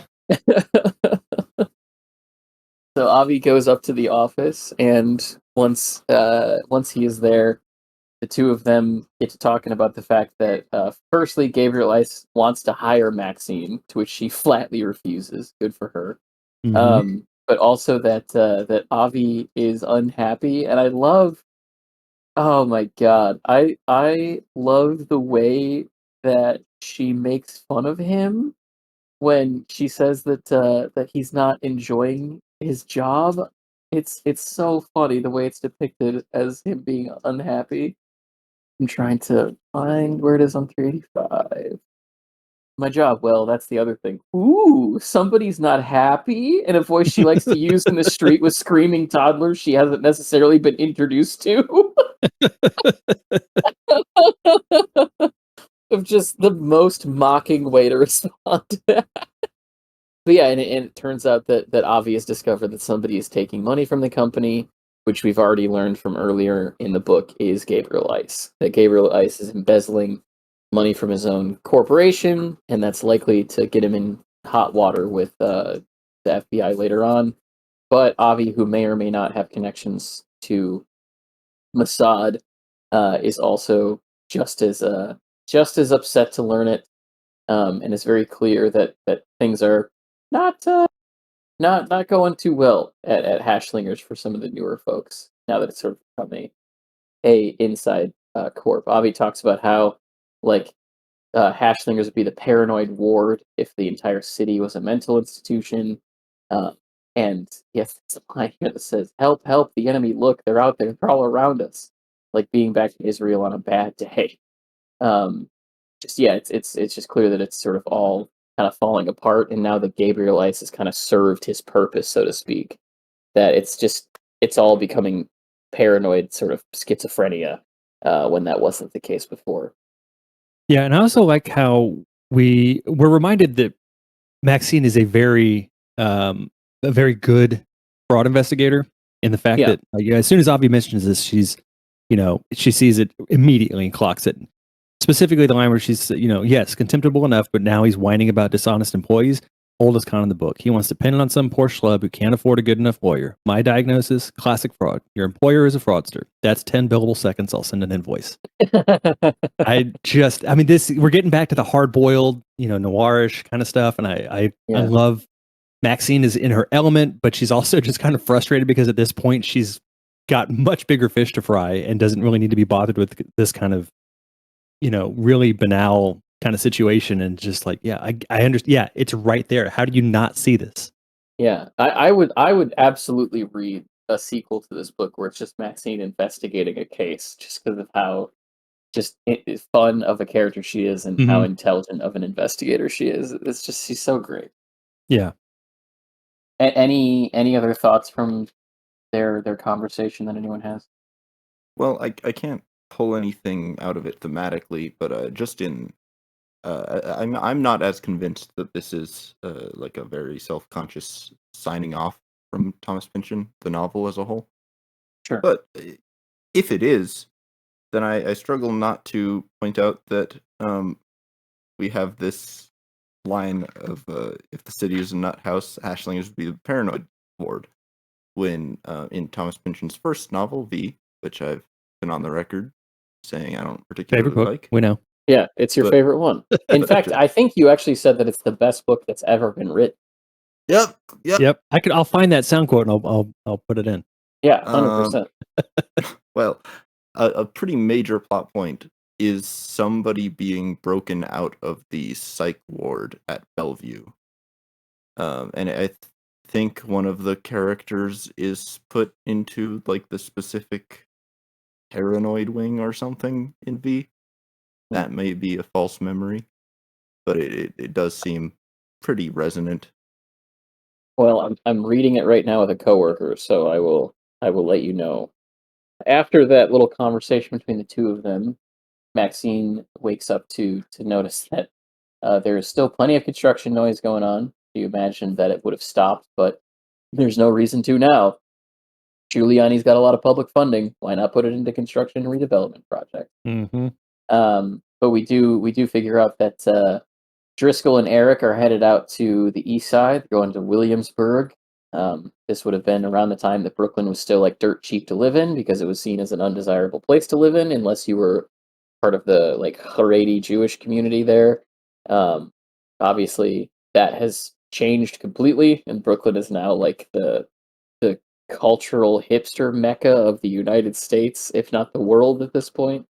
But again, just an interesting little aside of real history here of these two characters headed out there in the same way that a lot of um, younger, more artistic or more technologically inclined people were at that time. I do also love the mention here that they're sharing their usual breakfast, which is a bottle of Mountain Dew with two gross. straws in it. What a disgusting breakfast to Ugh. have with your partner every single day. Well, I mean, we know Eric. We know his proclivity towards disgusting drinks, This is true. Yes. and I'm Hey, sure he's I got tend a. to I start my day off with a nice cold Mountain Dew pretty often. So But do you drink it out of the same bottle with your girlfriend using two different straws like it's some kind of milkshake in a I mean John that's the Hughes dream. movie? That's Oh, the that's the dream, you know. dream. That's If I true. had a That's what you're girlfriend, hoping for, Luke. yeah. You'll get there. You'll get there. Just hang in there, man. Yeah, so they're headed off to Brooklyn. Good for them. They can go be gross somewhere else. Um, and then after that, Maxine realizes that Windus has been calling her office quite regularly, and apparently yelling at Daytona. Eventually, Maxine does hear from him, and it turns out that he is calling because March has finally put the Stinger missile video on the website, and things at his office are just sort of kind of melting down. Um, and he's asking her for money of all things. I just Windust is just Mm. he's just so disgusting, and at every turn where you hope that he is going to improve or change or realize that something is happening that he needs to be against, he just goes in the opposite direction. He doesn't look at his new status as a fugitive from his own corporation as like, huh, maybe I've been on the wrong side this whole time. It's let me call up the woman that I slept with once that I've been kind of harassing this whole novel and see if she'll give me some money. He's the worst. But then she does it. Like I know. That's. I Ah. know. Her Yenta instincts kick in once again, and she's like, "Well, yeah, why not? I'll bring him some money." It's like Maxine. He's not. I literally wrote "Why Maxine" in my book. As much as there is to hate about Nicholas Windust, Yeah. as much as there is to gripe about his decisions, I don't think it's fair to say that he isn't an effective operator in his chosen field. Oh, he absolutely Yeah. is. Oh, for sure. Ruthlessly capable. Clearly, He's a great antagonist with a lot of charisma. yes, he is. He is. He certainly has charisma. That is for sure. And so yeah, so she goes down to Chinatown with a envelope full of cash for him. When he mentioned that he was a fugitive now, that was when I initially had annotated that he was reminding me of John O'Neill at that point. Um, but when she shows up, um, there's just this interesting kind of brief back and forth where she realizes that like he's going to be leaving not only her life but also potentially everybody's because his karmic debt is kind of his karmic rap sheet is sort of coming up on him now, which gets to the point of I think why Pynchon is talking about all of these different people's karmic debt that they owe each other, and Mhm. especially coming after their last conversation of Windust, like of Maxine being confused how he can retire, right? I think that's sort of is kind of a broader point that Pynchon is getting to of like all of these people are incurring such a high karmic debt that there's just no way that they can repay it enough, and eventually this is going to be the only way that a life like this ends. There's no beach house in Miami. There's no whittling your days away playing golf or picking up a random like fiddly hobby or whatever. You're gonna die by the sword because that's how you live your life. Yeah. It's an interesting way to depict that. And again, I think that as Pynchon in his later career really kind of got into that idea of the balance of everything, like the balance of the universe, the balancing out of evil acts with small individual good ones. These karmic debts that Igor or Nicholas have. It's just a very interesting like undercurrent to some of his writing post Rainbow that I enjoy. Yeah, but it's definitely a sign of a more mature writer of understanding. Whereas I think Gravity's Rainbow is in a lot of ways a very angry book, and rightly so. I mean, he had a lot to be angry about. I think his later work, especially Vineland and on, is showing not just a writer but a human who has kind of learned how to handle that anger and to direct it appropriately and to understand that balance that Yeah. you can have that anger, but if that's all you have, then you're going to go to very dark places and nothing good is going to come up. But if you can balance that and use that to do good and help others and whatever the case may be, then that anger it becomes justified and sort of allows for that balance. Yeah. Whoa. Hey, now, Cody.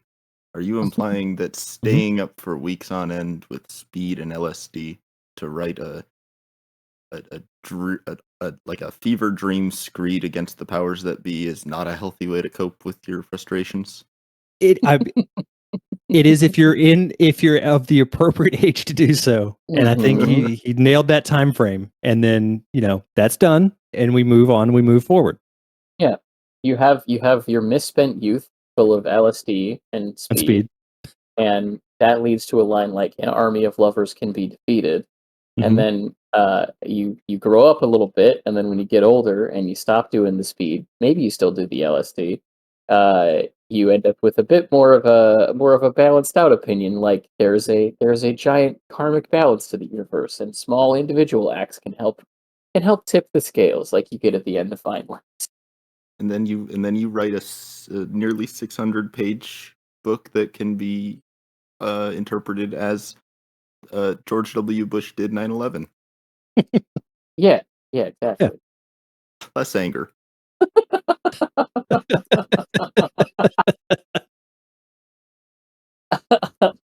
Less anger, indeed. Yeah. Oh my god. I do love the action scene too. Like Pinchon doesn't typically have like gunfights or like action scenes as we would like generally kind of interpret them. Like there's some in some of his books. There's the battle between ships, Mason and Dixon. There's some airplane dogfights and Gravity's Rainbow and other stuff like that. But just this like very effective brief moment where it says when the round comes in invisible, silent till it hits a piece of wall, whereupon it finds its voice and ricochets, droning brightly off into Chinatown. At which time wind dust has grabbed Maxine and pulled her down behind a skip full of construction debris. Like I love how simple and effective that is, and how it comes out of nowhere in a way that parallels what the character herself is experiencing. Like we're just as we are not expecting it to the same degree that she is. Yeah, and I'm glad you mentioned the fact that he doesn't always do these kind of scenes, because I feel like when he does do them, they're very good and they're brief, but they're very effective. There's a few in Against the Day that pop up, and you mentioned the one Mason and Dixon and Gravity's Rainbow, and I think Inherent Vice had a couple of kind of short. There's the scene like that that takes place in the Skip Tracer's office. Yeah. So they're when they're present, they're typically brief but highly effective, and he does a very good job of ramping up the tension very quickly, and making it very palpable. Yeah. Just another case of like I'd love someone. It'll never happen. I'd love someone to adapt Bleeding Edge. This is an unadaptable book primarily because of what it's about, but it would make a really really good miniseries or movie. Yeah. So then, Windus gets away from the gunfight, and takes Maxine's money with her, or with him rather, and she eventually heads back home and picks up picks up Ziggy and Otis. Sorry, Nigel, however, has something that looks like a green and purple Game Boy called a Sabico. Will, do you have any insight on this particular piece of early 2000s technology? Absolutely not. I didn't even do surface level research. I just assumed it would be a fake device. No, it's real. It's very real. It was like a precursor to like Palm Pilots, like or like a Russian like knockoff of a Palm Pilot. It is like a personal digital assistant. but it also could play games. Yeah. Yeah, Yeah. all I have to say is that it's totally like, even if it weren't real, it's totally a feasible thing for there to be a radio, an encrypted radio transmitted instant messenger on a dedicated device. That's Yeah. that's not sci-fi at all. Well, if I'm not mistaken, the Cybeco was popular not for any of its like stated functions, but it was very easily modifiable by like hackers or people who had Mm. like ulterior motives for owning something like that. So the fact that it That would is, make sense. yeah, the fact that it is being used by these children to to create like a subversive communication network, Yeah. it is from what I remember very accurate to what the purpose of those were from a standpoint of who actually bought them. Lastly, before chapter 35 ends out, we hear from Lloyd Throbwell again. And he's calling Maxine to say that he can't really do anything for her anymore. That Windust is sort of just bad news right now, and he can't do anything. His beltway speaking on it was the subject you inquired after. I'm so sorry. There's not much further I can take this. Which Maxine understands means in proper English, oh, you're being told to back off. Yep. And then again, like if you go down to the bottom of this page, the 394 before the chapter ends, you get this line: the assessment here on Brother Windust is that he's a highly educated asset, but doesn't know everything. That could very easily describe John O'Neill, like very highly educated, very capable guy, was very successful in the field for quite a long time, but stepped too close to the sun, so to speak, into pools that he shouldn't have been in, or that he wasn't meant to be in. Couldn't back off because he had this like righteous anger that may or may not have been fueled by alcohol, depending on how accurate you think his portrayal in the Looming Tower is. And as a result of that, he may have been killed if you view his death as conspiratorial, as some people do. Any other thoughts on 35 before we go into 36? I really love the way that it's not a novel thing. It's not an especially technically impressive thing, but I think that as a punctuation to this chapter, having that last paragraph framed the way it is, where just an unknown person drops in on an obviously pre-existing wiretap of the phone call. Yeah. Mhm. It's just it's a nice bookend. Yeah, agreed. It's excellent. And just that creepy Lovecraftian bureaucratic horror of this book is one of my favorite aspects of it. Mhm. Just that last bit of dialogue that Lloyd, that's all, you can get off the line now. Yeah, It is so ominous with aside from just being the most boring statement in general. Like, it's so fucking creepy to think about that. it's so And like creepy. Yeah, I like. Can you imagine if you were on the phone with somebody and that happened? when I read that, my brain, I just initially defaulted to that scene in Zodiac where they're talking about when he called after he killed the kids, like not Berryessa, but Majo and Darlene, and he just said that real dead voice of just like goodbye. Like that's how I heard that particular line. Just this real Mhm. dead voice of just there's no inflection, no tone. It's just a very matter of fact thing, and they're done. Yeah, I would love to read like a reinterpretation of the trial by Kafka that's written by Pynchon. I just Oh feel my like god! I feel like that would just be so intensely fascinating and creepy Yeah, and horrifying in like all the right ways. Because and that would be so good. I've brought this up many times as we talked about Bleeding Edge, but Kafka's like Kafka's horror in the trial is sort of like a bureaucratic horror, right? It's like the Yeah, constant need to like refile papers or like go down to a records office or whatever, and just like getting lost in a maze of like records rooms and libraries and like filing systems and all of that. Whereas with Pynchon, I feel like he could take that same thing but then add this like Lovecraftian element to it that is so present in a lot of the stuff that he describes it as like well, he innately definitely horrifying. he plays in both sandboxes, so yeah, he could very Yeah. easily, I think, combine those two and make it arguably maybe the most disturbing read ever. Yeah, 100%. Yeah, I think Pynchon's comedy.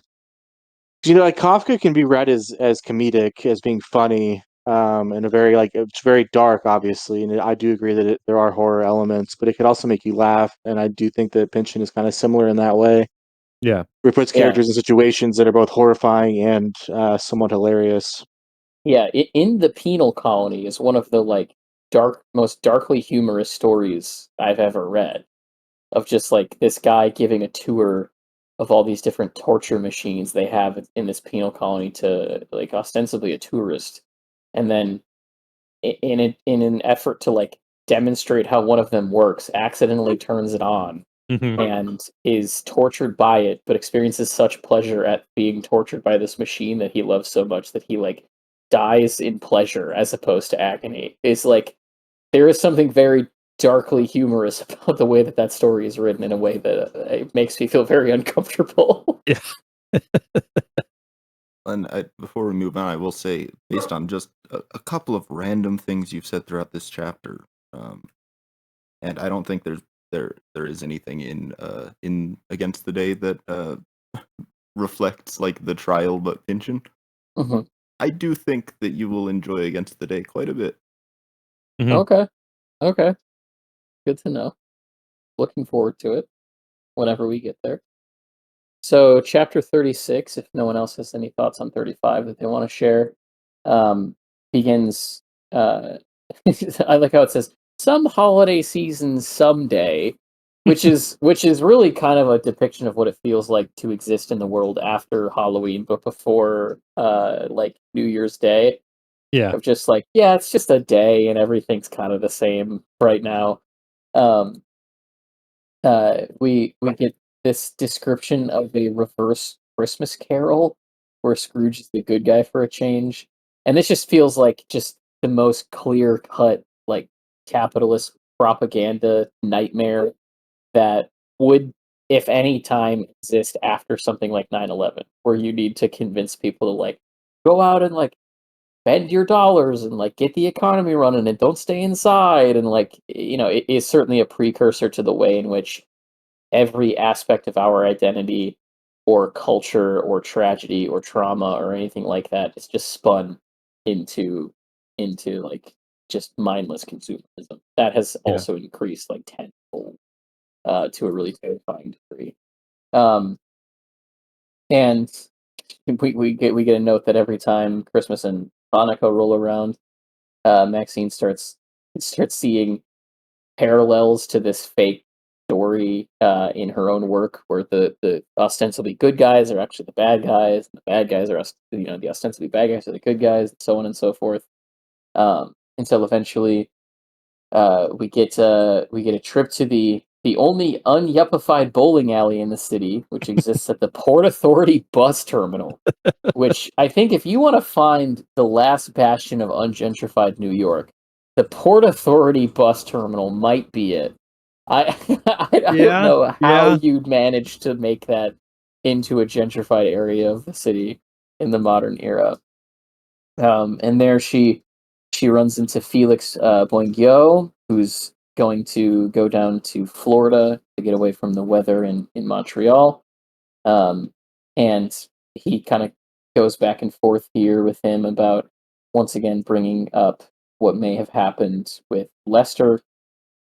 Felix really, again, doesn't give her anything, but at the end of it, he ends up saying that the two of them will be friends someday, and he promises that that is true. Any thoughts on this interaction between the two of them? I love it as an example again of Maxine's detective skills and knowing the value of the question that she asks him, and it's a very loaded question, and she knows that going into it, and she's using it to her advantage, which is such a great moment in here, and it just I love the explanation of what each answer that he could give potentially mean. Yeah. And we get an extended uh, justification for the existence of Santa Claus by Horst for his children. Which has to be this has to be something Penchon did with Jackson at some point, Jackson. just to Yeah. keep the thing going. This reads like he's rehearsed this more than a couple of times. As the only member of this show's recording complement that has children, do your kids believe in Santa, Cody? My daughter, yes. My son has figured out he unpacked the ruse a couple years ago. But he at least is respectful, and he knows that my daughter is she's 9, so she's still into it. Yeah. Did you have to do anything like this where you were trying to keep the magic alive, so to speak? I mean, it's never been a huge thing with us. Like we don't make a big deal. We don't do any we're not really big on holidays to begin with, and we're not a religious family, so we've kind of don't have that aspect of it. But we always kind of play into the idea of there being Santa, and then we don't. I don't like the use of it as this sort of like, a sort of bureaucratic dude who's watching people to make sure they're behaving. Like I've always felt like that was a weirdly repressive thing to do to a child. It's more of just he's a guy that comes and he'll leave a few presents for the kids, but most of what they get comes from us anyways. So, Sure. but it's one of those things where it's I don't think you can truly value something like that until you have kids. You can experience it as a child and go through the whole process of believing and coming to the realization of it and all that. And that's what it is. But I don't think it can really come full circle until you have kids and you're doing that with them. And it's never something that we've like pushed on them. And we would never, if my daughter, when she inevitably learns the truth of it, we're not going to push back on it and try to make her think, gaslight her into thinking that it's a real thing. Mhm. It's just a fun, it's a fun thing to have for a part of the year, and it, makes them happy. Yeah, I'm always curious to hear about parents' perspective on that because I was never allowed to believe that Santa Claus is real. My parents told me Oh, from the really? very beginning, yeah, that he was not real and that it was just a thing parents did with their kids. And then I was reprimanded by several of my teachers for telling kids that Santa wasn't real. It is a weird thing to do because you Yeah. are actively lying to your children, but Sure. it's a, I don't want to call it a justifiable lie, but it's I think depending on how you present it, like I said, we never really hammer on it about it being a big deal. Mhm. Yeah, I mean, so as someone who had a significantly younger sibling, but whose parents did, treat the Santa Claus thing as real, I did. I kept up the facade for long enough that actually, like last year, I remember us talking to my parents around Christmas time, and they were like, "Oh yeah, you didn't figure it out until way later than we thought." I was just like, "No, I just didn't want to ruin it for my little sister." Oh, that's so sweet, Will. That's awesome. Well, it's one of those things where like I think when I was actually very young when I figured it out. Sure. And I remember there was a moment where I was like, my parents lied to me about Santa. But I really don't think it's gonna hurt the kids unless you go maybe It as doesn't. far as Horst does.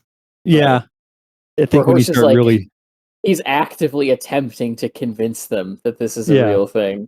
yeah, Like to the point of answering their specific like geographical objections to the concept. yeah, Moving on past that scene, we learn that March Kelleher has become even more problematic to get a hold of, as it says here.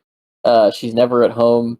She's constantly riding around on a bicycle, seemingly recording videos of herself speaking from the bike or at other places that she can find public Wi-Fi at. And there's a really, really great quote here. Does someone want to read her quote, starting with "After the 11th September attack through to end in total defeat"? After the 11th September attack, March editorializes one morning, amid all that chaos and confusion, a hole quietly opened up in American history, a vacuum of accountability, into which assets, human and financial, began to vanish. Back in the days of hippie simplicity, people liked to blame the CIA or a secret rogue operation. But this is a new enemy, unnameable, locatable on no organizational chart or budget line. Who knows, maybe even the CIA is scared of them. Maybe it's unbeatable. Maybe there are ways to fight back. What it may require is a dedicated cadre of warriors willing to sacrifice time, income, personal safety, a brother/sisterhood consecrated to an uncertain struggle that may extend over generations and, despite all, end in total defeat. Yeah, so I think that this is a good example of like the evolution that has taken place from again like that 60s era where when you read through a section like in Vineland of the dissolution of the People's Republic of Rock and Roll, or when you look through kind of the different things that the FBI did to break up the Black Panthers and how they, how they killed the Black Panther Party in Illinois, that there was an easily identifiable sort of enemy. But the difference between that and now is that as soon as 9/11 happened, the whole country was whipped up into a fervor that just was more than comfortable letting the security apparatus do whatever it wanted. I mean, the Goo Goo Dolls like lost their career because they were against the Iraq War when that was trying to go off, and one of the most popular like anthems in country music literally was like, "Yeah, we'll shove a boot up your ass because this is or like song. whatever that particular song is."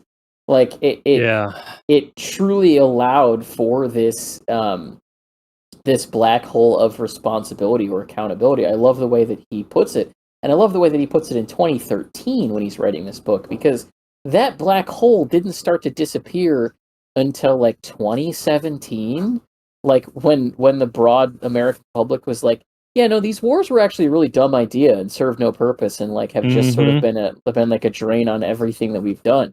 Like the fact that the Iraq War, let alone Afghanistan, ever became unpopular based upon what it was when I was a child, like, is crazy to me to think about. Like the amount of sort of metric tons of human experience and emotion that had to be moved for that opinion to change is really impressive, and I just really love the way that he depicts it there. Yeah, but at the same time, that 4 years, if we're just looking at that bit of time, that was enough time for a good majority of people to shift over the way that that the government wanted them to. They had enough people that fell behind that whole, country. I can't remember that Toby Keith song, whatever it was called. There was enough hyper patriotism existing at that time to bring enough people over there that stayed over there. Yeah, a lot of people eventually kind of came around and were like, holy shit, maybe we kind of got the wool pulled over our eyes with this whole thing. But they had enough people that shifted over and stayed over that could continue, moving that and expanding that idea out. Yeah, absolutely. And I mean, if you want to talk about like dark money rituals or tithing back to the dark gods of capitalism, whether 9/11 was a conspiracy or just happened the way that the official narrative says that it happened, that's exactly what ended up happening as a result of that. That's what's so genius about Naomi Klein's book Shock Doctrine, because that third portion of the book where she talks about Iraq in particular and Afghanistan and these things that we were trying to do as a direct result of 9/11 is nothing but a dark money ritual for capitalism. That's all it was. Except instead of leaning on subversive groups in South America or creating these like schools to train people either in economics or in military torture or things like that to go do stuff in their home countries, we just went over there and attempted to do it ourselves. And it was this massive pouring out of, like you said, national patriotism that was whipped up into enough of a fervor to get enough people to volunteer to go over there. And as a result of that, that creates this sort of, and again, I've mentioned this book many times, this book 9/11 as Mass Ritual, which is crazy, and a lot of the stuff that they talk about in that book is nuts, and it's really fringe out there conspiracy stuff. But the idea of 9/11 as a mass ritual to participate in a capitalist endeavor, like trying to reform two nations that formed the cradle of civilization as far as an evolutionary basis is concerned, that have repelled invaders and supposed reformers for thousands of years, that is somewhat of a mass ritual to get everyone to participate in, that came from that initial event of 9/11 occurring. So the name of that Toby Keith song is Courtesy of the Red, White, and Blue. Oh, and Jesus, that's in right. parentheses, The Angry American, which is not only the most Toby Keith thing ever, but the most post 9/11 American thing ever. Yeah. Yep, it certainly is.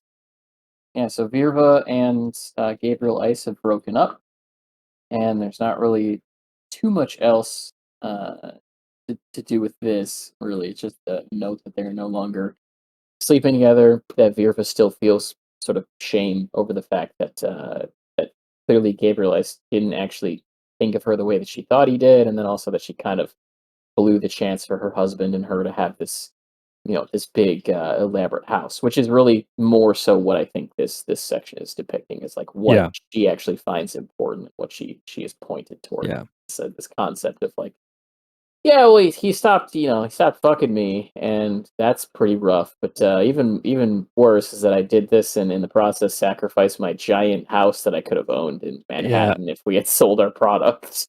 It's more, it's a very selfish, woe is me kind of, Yeah. I lost everything because I was stupid, but feel bad for me. Which really makes me wonder, like, why Virva is married to Justin. Like, they seem at complete opposite ends of the spectrum of what they care about. Yeah. Then we get a nice scene with Daytona. I love that. Yeah, that was really nice. Yeah, this little aside with Daytona is really sweet. Where we learn that she suspends her comical Negro shtick for a minute, which I think is funny because it's almost an acknowledgement that as we talked about when she was first introduced, that her being a caricature is something she's even kind of putting on. And we learn that she's actually been taking night classes on how to become a CPA so that she can help Maxine do what she does. I just think it's just such a nice little moment of work. Yeah. Yeah. Well, except for the fact that it has a presaging of, what the workforce of today is going through with automation, with just the pull down tools, click on auditing, and that lets you see everything going into the formula Oh, cells, sure. which doesn't, it's not gone into because it would be a bit weird to start going into that. But, yeah. Yeah, no, you make a good point though. Then we get sort of a moment close to Christmas again. Christmas comes and goes, and maybe it isn't Maxine's holiday, but it is the horse and the kids. And this year, it seems less of an effort for her to be a sport. Though she does predictably find herself the night before Christmas screaming desperate in Macy's at midnight, preparing the usual snow cone with convolutions up on the mezzanine, rejecting one gift idea after another. Suddenly hears a warm and friendly tap on her shoulder. Ah, Dr. Itzling, her dentist. This is what it's come to. Just another really great moment of just sort of what it's like to live in the city or to be a mother. Just I'm in this store at midnight agonizing over presents and I hate this so much. Um, any thoughts that anyone has from this sort of brief aside, uh, or nothing? Nothing else really comes to mind. This particular Yeah. section. Didn't really have anything. Yeah. Once the holidays are over, Kugelblitz picks back up, and Horst and Jake Pimento are over in New Jersey looking for office space again. And now that their initial spot for office space is no longer an option, so to speak. And Maxine goes on to Deep Archer, and this is really sort of what picks up the rest of this chapter, where she goes down into Deep Archer, and she sees once again this sort of uh, depiction of sort of constant editing or changes being made and unmade, and how this whole process, this like world around her, is constantly being reformed. And I think that seems very deliberately brought up in comparison to the constant construction in the background of this book when she's in the surface space depiction of just again this parallel that Pynchon is pulling up, sort of the old world and the new world being the internet, and how these two things we think are different because of how we interact with them or how one is just shows up on a screen or whatever, but in reality they are just as similar. They are different in terms of how they actually affect their lives, how they affect the way everything else goes. So a lot of mentions of that, and then this is where I'm going to ask you guys a question. Do you think that Vip and Windust are dead, or do you think that she is actually speaking to them in? I'm of the belief that they are dead. I don't think there's anything textually to support either argument definitively. Right. It just comes off as a sort of, given what we've seen earlier, we know where things were going with both characters. It's kind of implied that that's the case. And I mentioned, I think it was last episode, about how I kind of feel like the avatars in Deep Archer are kind of the Thanatoids of this era in history. That's where I'm kind of making that connection with those two at this point being dead and just sort of being the avatar of who they were in the real world. I really like that question. It didn't occur to me to really question whether or not they were dead. To be honest, I've had kind of an issue with, not an issue is not the, or I have an issue with myself with like kind of unpacking the world of Deep Archer in this book.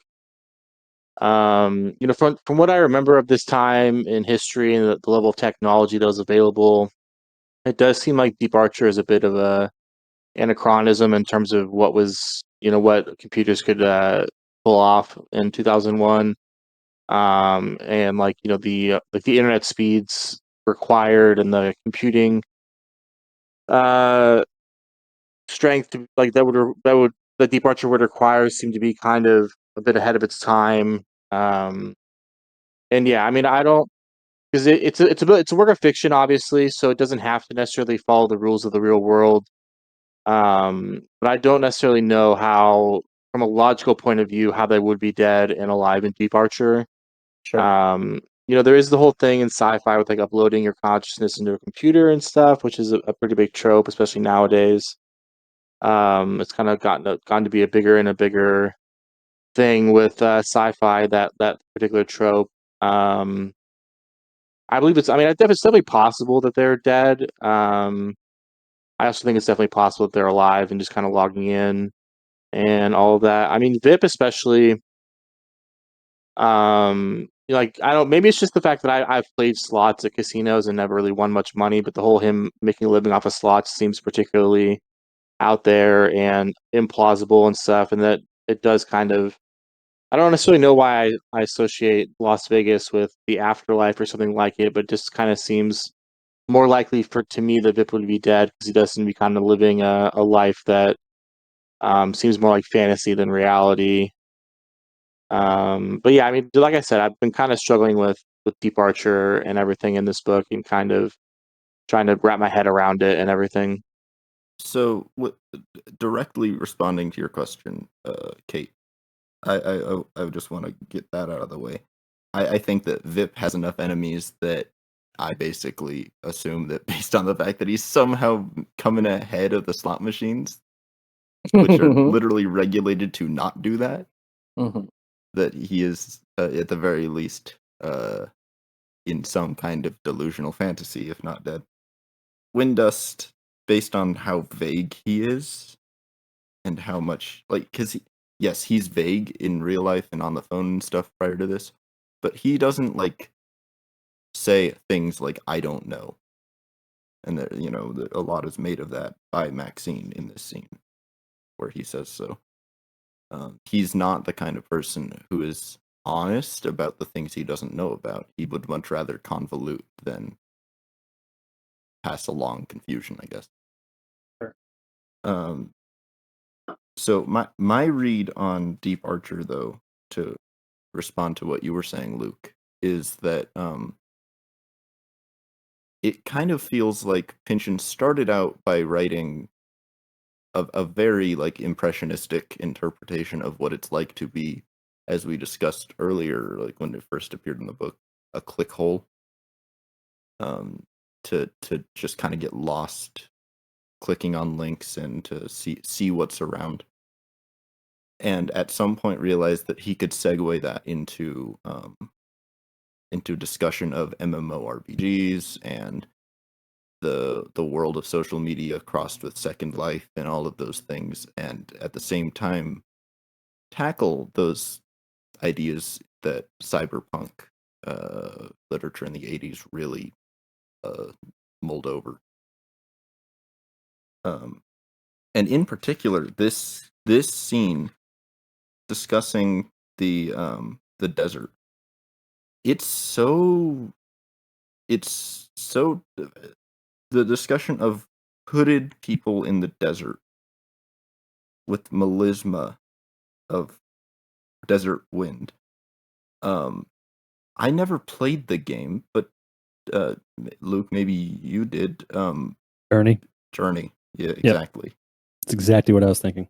Yeah, and it felt like Pynchon, because Journey was a game that came out in 2012 that had this exact premise of robed figures in a vast desert wandering around, communicating only through like slight musical notes. And it seemed like Pynchon was kind of compressing his overall impressions of the internet and the way that the web and people interacted with cyberspace into this, tiny, year-long period that this book takes place in, through the window of departure. And it felt like he saw Journey and was like, well, that's thematically related to a lot of these things. Yeah. Yeah, that's a good point, Cody. You had that in the notes. And what you said specifically reminds me of Journey, not Steve Perry Journey. You had it in the notes to compare it to that. Smart way to pull out a reference that was contemporary to the book publishing. And I think you're correct, Will, in that it's this analysis of the way that people interact on the internet, and it brings me back to page 310 actually, um, where Gabriel Ice is talking at the Geeks Cotillion, and he says more and more servers together in the same place, putting out levels of heat that quickly become problematic unless you spend the budget on AC. Thing to do, Ice proclaims, is to go north, set up server farms where heat dissipation won't be so much of a problem. Take your power from renewables like hydro or sunlight. Use surplus heat to help sustain whatever communities grow up around the data centers. Domed communities across the Arctic tundra. My geek brothers, the topics may be okay for cheap labor and sex tours, but the future is out there on the permafrost. A new geopolitical imperative. Gain control of the supply of coal as a natural resource of incomputable worth, with global warming even more crucial. There is something creepily familiar about this go north argument. By a corollary of Godwin's law valid only on the Upper West Side, Stalin's name, like Hitler's, is 100% certain to enter a discussion of any length, and Maxine now recalls Ernie telling her about the genocidal Georgian and his plans back in the 1930s for colonizing the Arctic with dome cities and armies of young technicians otherwise known. So, it seems that you're correct in that it is sort of this, allegory for human connection over the internet, or allegory for where living in public is going to go, and then that's backed up by this idea of we're all eventually gonna go north after that human interaction, that our human interactions are going to become online, and in order to sustain that we have to put that up in the Arctic, and everyone's going to go around there and live around these data centers and whatever comes up there in those colonies. And I think that, yeah, I think to answer my own question, I think that both of them are dead. I think that you have already summarized why Vip being dead makes the most sense. I think that Windust not knowing where he is the clue that he's dead. The fact that he says that he's using public Wi-Fi, maybe at a Starbucks. If you are a, intelligence agent who is as capable as he seems to be, you would know where you are. You would never be confused about where you were accessing anything. And so I think that yes, these people are dead, and then the question becomes, sort of what is Pynchon getting at by having Maxine run into these dead people in Departure? And I think that we've talked about that kind of extensively over the past couple of chapters. This idea that the difference between sort of meat space and this internet space is the fact that people are able to continue on either through uploading their consciousness, as has been talked about in this book, or from whatever remnants of them exist online that you can still interact with. So did you play Journey? I played a little bit of it. I never finished it. It's one that I keep meaning to go back to because I think it's kind of the earliest example of those kind of multiplayer online games where you're actively helping each other rather than fighting against each other, which is kind of a rare breed of game. But yeah, that's one that always, as soon as I started that paragraph, my mind immediately went to that game because that imagery is very specific. Luke, did you play Journey? Oh, no.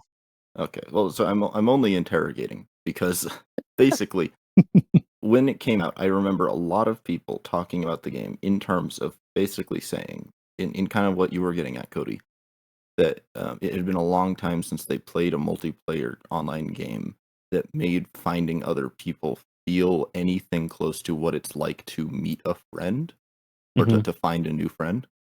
The reasons for that people talked about were basically that in the game there's no UI, there's no like chat feature, there's no voice over IP.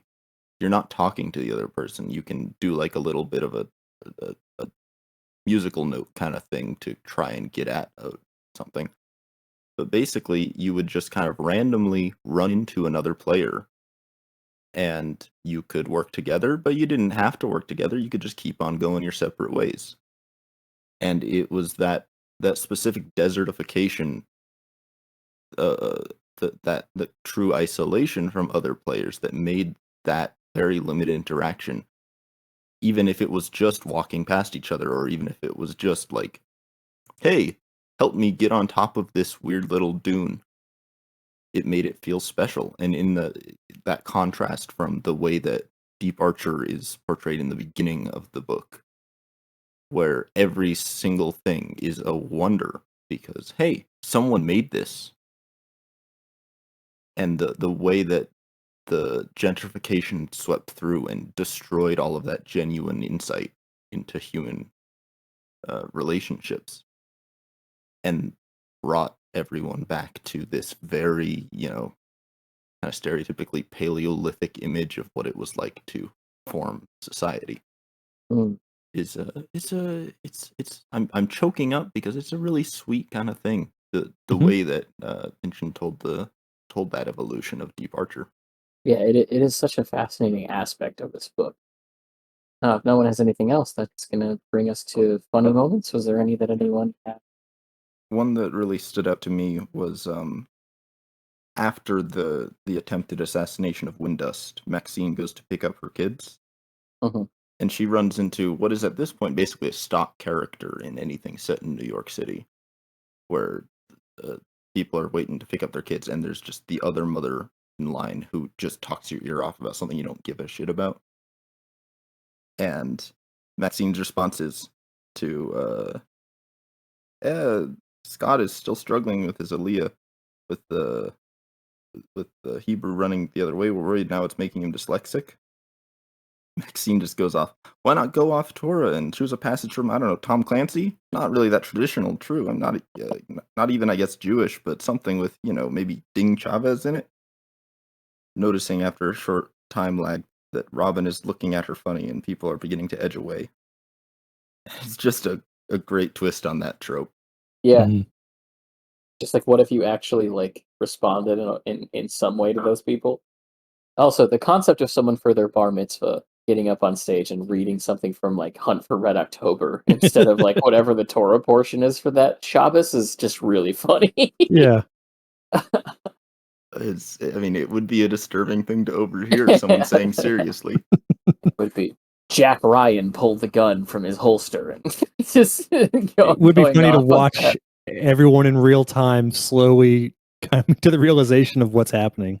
Yeah, That would be pretty funny. especially if you were reading it in Hebrew. Uh-huh. I really liked on page 368 the show but sweet, as they say, around the pig pen pun. Oh The yeah, that's pretty good. Pension Wiki points out that a show is a like a baby pig or a small pig, which I actually didn't pick up on that until I read the Pension Wiki. But I really like that pun, and Pension's obviously pretty obsessed with pigs throughout his work. Mhm. The pun is a little bit too smart for Horst, in my opinion, but it's still a good pun. I get So the feeling it's one he's heard somewhere else and he's Oh just yeah, copying it for his own use. yeah, for sure. Either that or he shows his love through puns, because it does say after he says that is tantamount to a profession of love by Horst. Yeah, it's true. Or, I'm sorry, I mispronounced the name. Horst. That brings us to quotes. If no one has any other funny parts, does anyone feel particularly like they're jonesing to go first. I know Will's going to want to go last. That's how it always is. I can. So, I can. You want to start us off? Before anyone goes, I want to defend my honor. I don't want to go last. It's just that everyone steals my quotes. Well, do you want to go first then? Get ahead of the line? Because Kate stole my quote. So wait, I stole your quote already? Yeah, just I was considering going with the scene where Maxine's inner Yenta comes out for Windust. Oh, sure. Yeah. Yeah. I love that part. It's great. Yeah, well, since I already stole one, why don't you go first, Will? That way it doesn't happen again. Okay, well, this is just one that really stuck with me scenery-wise on 404, so towards the end of chapter 36. Structures begin to emerge ahead. Carrion birds appear in the sky. Now and then, far off, human figures, robed and hooded, still wind-ruffled, taller than the perspective would call for, stand and watch Maxine. No attempts at approach or welcome. Ahead, past the baked mud district that now rises around her, she can feel a presence. The sky changes, beginning to pick up saturation, edging into SVG Alice blue. The landscape acquiring a queer luminosity, moving toward her, picking up speed, rushing in to envelop her. Where should her freak-out point be set here, exactly? The town, the Casbah, whatever it is, sweeps past, leaving her in what is now a third-world darkness, lit only by isolated episodes of fire. After a while, feeling her way in the dark, she strikes oil, an enormous gusher, sudden, base-intensive, black on black, goes booming upward. Prospectors appear from nowhere with generators and searchlights, in whose glare the top of the thing can't even be seen. Every wildcatter's dream, and for many, the point of the journey. Maxine goes, wow, takes a virtual snapshot, but continues on her way. Not long after, the blowout bursts into flame and remains visible behind her for miles. And I've already, talked about the kind of the similarities with the game Journey. There's also just a lot of beauty in the way that it's phrased. Enormous gusher, sudden, base-intensive black on black. Yeah, there's some really beautiful nature writing in that section through Deep Archer. Yeah, absolutely. I read part of my quote earlier in the recording, so I'll just read the rest of it. It comes from page 370. It says, "To whom? Here at the Deseret, of course. To whom else but Lester Trapes, the real Halloween ghost tonight? Lester, the jive-ass, ballistic blade victim with the unfinished business, doomed to wander those century-old corridors until accounts are balanced, or for eternity, whichever comes first. Lester was a creature of Silicon Alley to the core. And down the alley, the stories are never that short, let alone sweet. Down there, it's not only a mediagenic neighborhood of dreams recently faded, but also the latest in a tradition of New York alleys it is, in fact, best to avoid. Shadows full of mentally unstable voices, echoes off of the masonry, cries of city desolation, metallic noises less innocent than ancient trash cans in the night." I love that quote for a number of reasons. One, the fact that it is an accurate depiction of the area that Silicon Alley grew out of. Again, if you want some like real good like textural history of that area, read "Meet Me in the Bathroom" by Lizzie Goodman. That was a book that when my now girlfriend let me borrow it, I would not have imagined would have been as relevant to reading this book as I had anticipated as it has become. But it is a book that offers a lot of very interesting oral history around the early portion of New York, where a lot of this gentrification happened, and before sort of 9/11 came and changed everything, especially from a standpoint of the sort of artists and more bohemian types that were existing in that area before and after these kind of companies came in and broke everything up. So there's that part of it that I love, but also this idea that he condemns it as a mediagenic landscape. The idea that part of the reason why any of this happens is just because the media comes in and puts all the spotlight on it, and that gets into the stuff with Razorfish that gets talked about during the Geeks Cotillion chapter, and how when you look at the real life history of that, it was all media motivated. This idea that they were the smartest people, but yet they couldn't explain what their job was, and the fact that that vicious cycle of gentrification, media sort of scrutiny or obsession it constantly turns and turns and turns and turns in a way that is nothing but destructive to the forces that it either comes from or is surrounded by or what it affects. And I think that the way that that is depicted is like it's all a facade. It is so beautiful, especially from the fact that we now live in a day and age where so much of that gentrification, as we've talked about, as we've gone through this book, that happened in New York in the early 2000s, has come from everywhere. You can't go to any metropolitan area in the US now without seeing the same type of luxury condos or luxury apartments, or seeing the same kind of sort of like gentrified restaurants or things like that. And that it's all fake.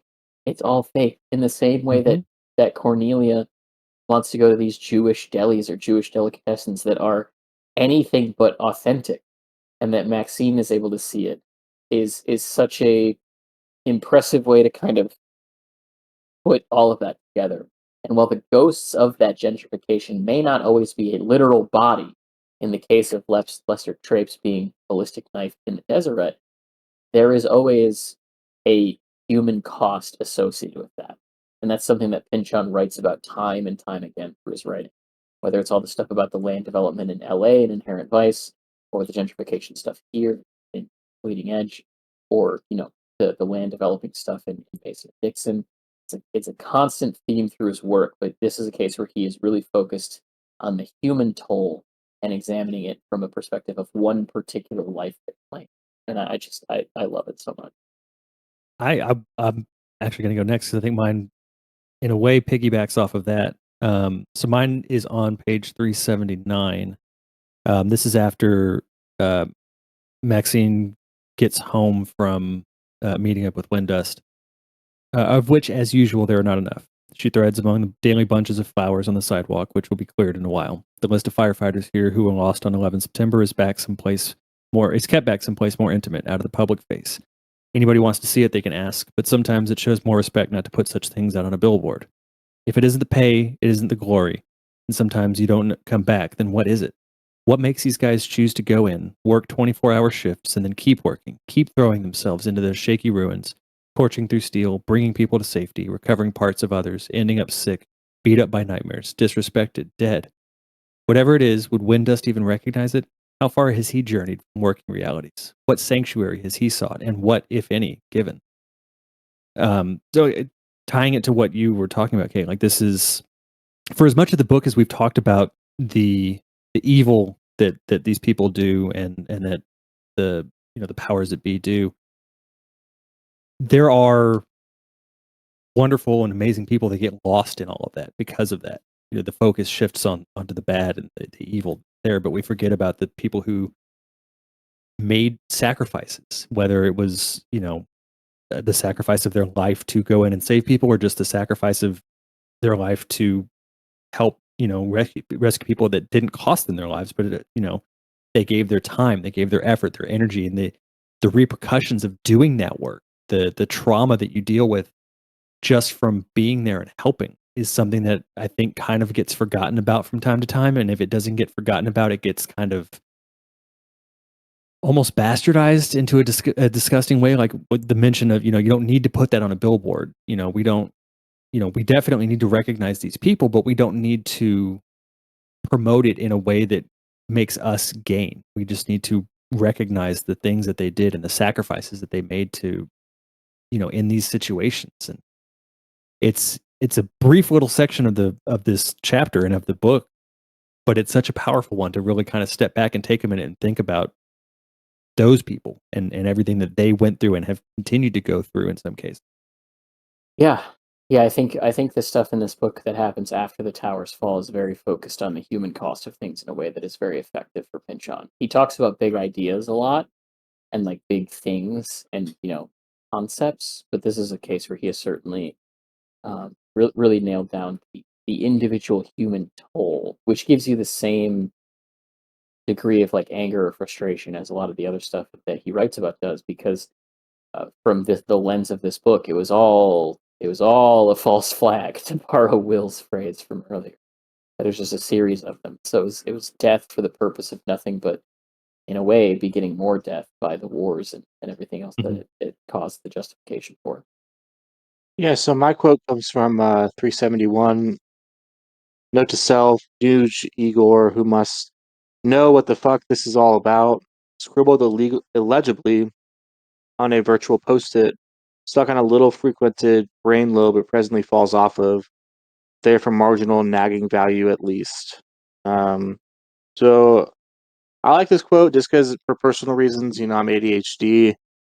I put things off a lot, and they kind of nag at me, kind of semi unconsciously. They kind of hang in the back of my brain, come up every once in a while. And I'm also, I write, and I will think about stuff that for my writing, for my art, and sometimes it sticks in my head, sometimes it just completely falls away and disappears. And I just really like this quote just for personal reasons. It's a good one. And Yeah. who doesn't love a use of the word nooge? Ah, yes. Well, most pinch on part of the chapter. I said mine earlier in the show, so I'm gonna kind of leave it there. I think that might be the right one for this Yeah, set of chapters. I can't really think of anything that would supplant that. I think mine is whenever the woman won't take the turkey that hits the guy because it hits the Yeah, guy. that's Pretty a funny. good pretty one. good. Yeah, it's a very pension thing to include. Yeah, I think I was going to pick that scene. That brings our discussion of chapter 34, 35, and 36 to a close.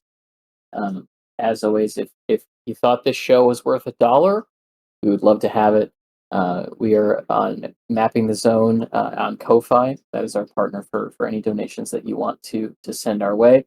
All of that money is just going to be used to buy equipment for the show or to pay for hosting fees or other things to improve this podcast for you. We all appreciate the support from everyone that has sent in donations to this point. Thank you so much to everyone who has, to the couple of people who have set up recurring donations as well. You guys are awesome. You're going to be able to power a lot of the improvements that we're hoping to be able to make over the show over the next couple of seasons as we continue on. We are also available to be contacted at mappingthezonepod@gmail.com. We are also on Twitter at PinchonPod, and we are also on Instagram at MappingTheZonePod. Next week, we will be back talking about chapters 37, 38, and 39. And then we have chapters 40 and 41. And then we have a wrap up episode. And then that actually will complete season 4 of this podcast, which, for my money, may just be that I love this book a lot, has been probably our most interesting season of the show yet, as far as the discussions that we've been able to get into. But until next week, thank you all for listening. Bye. See ya. Bye.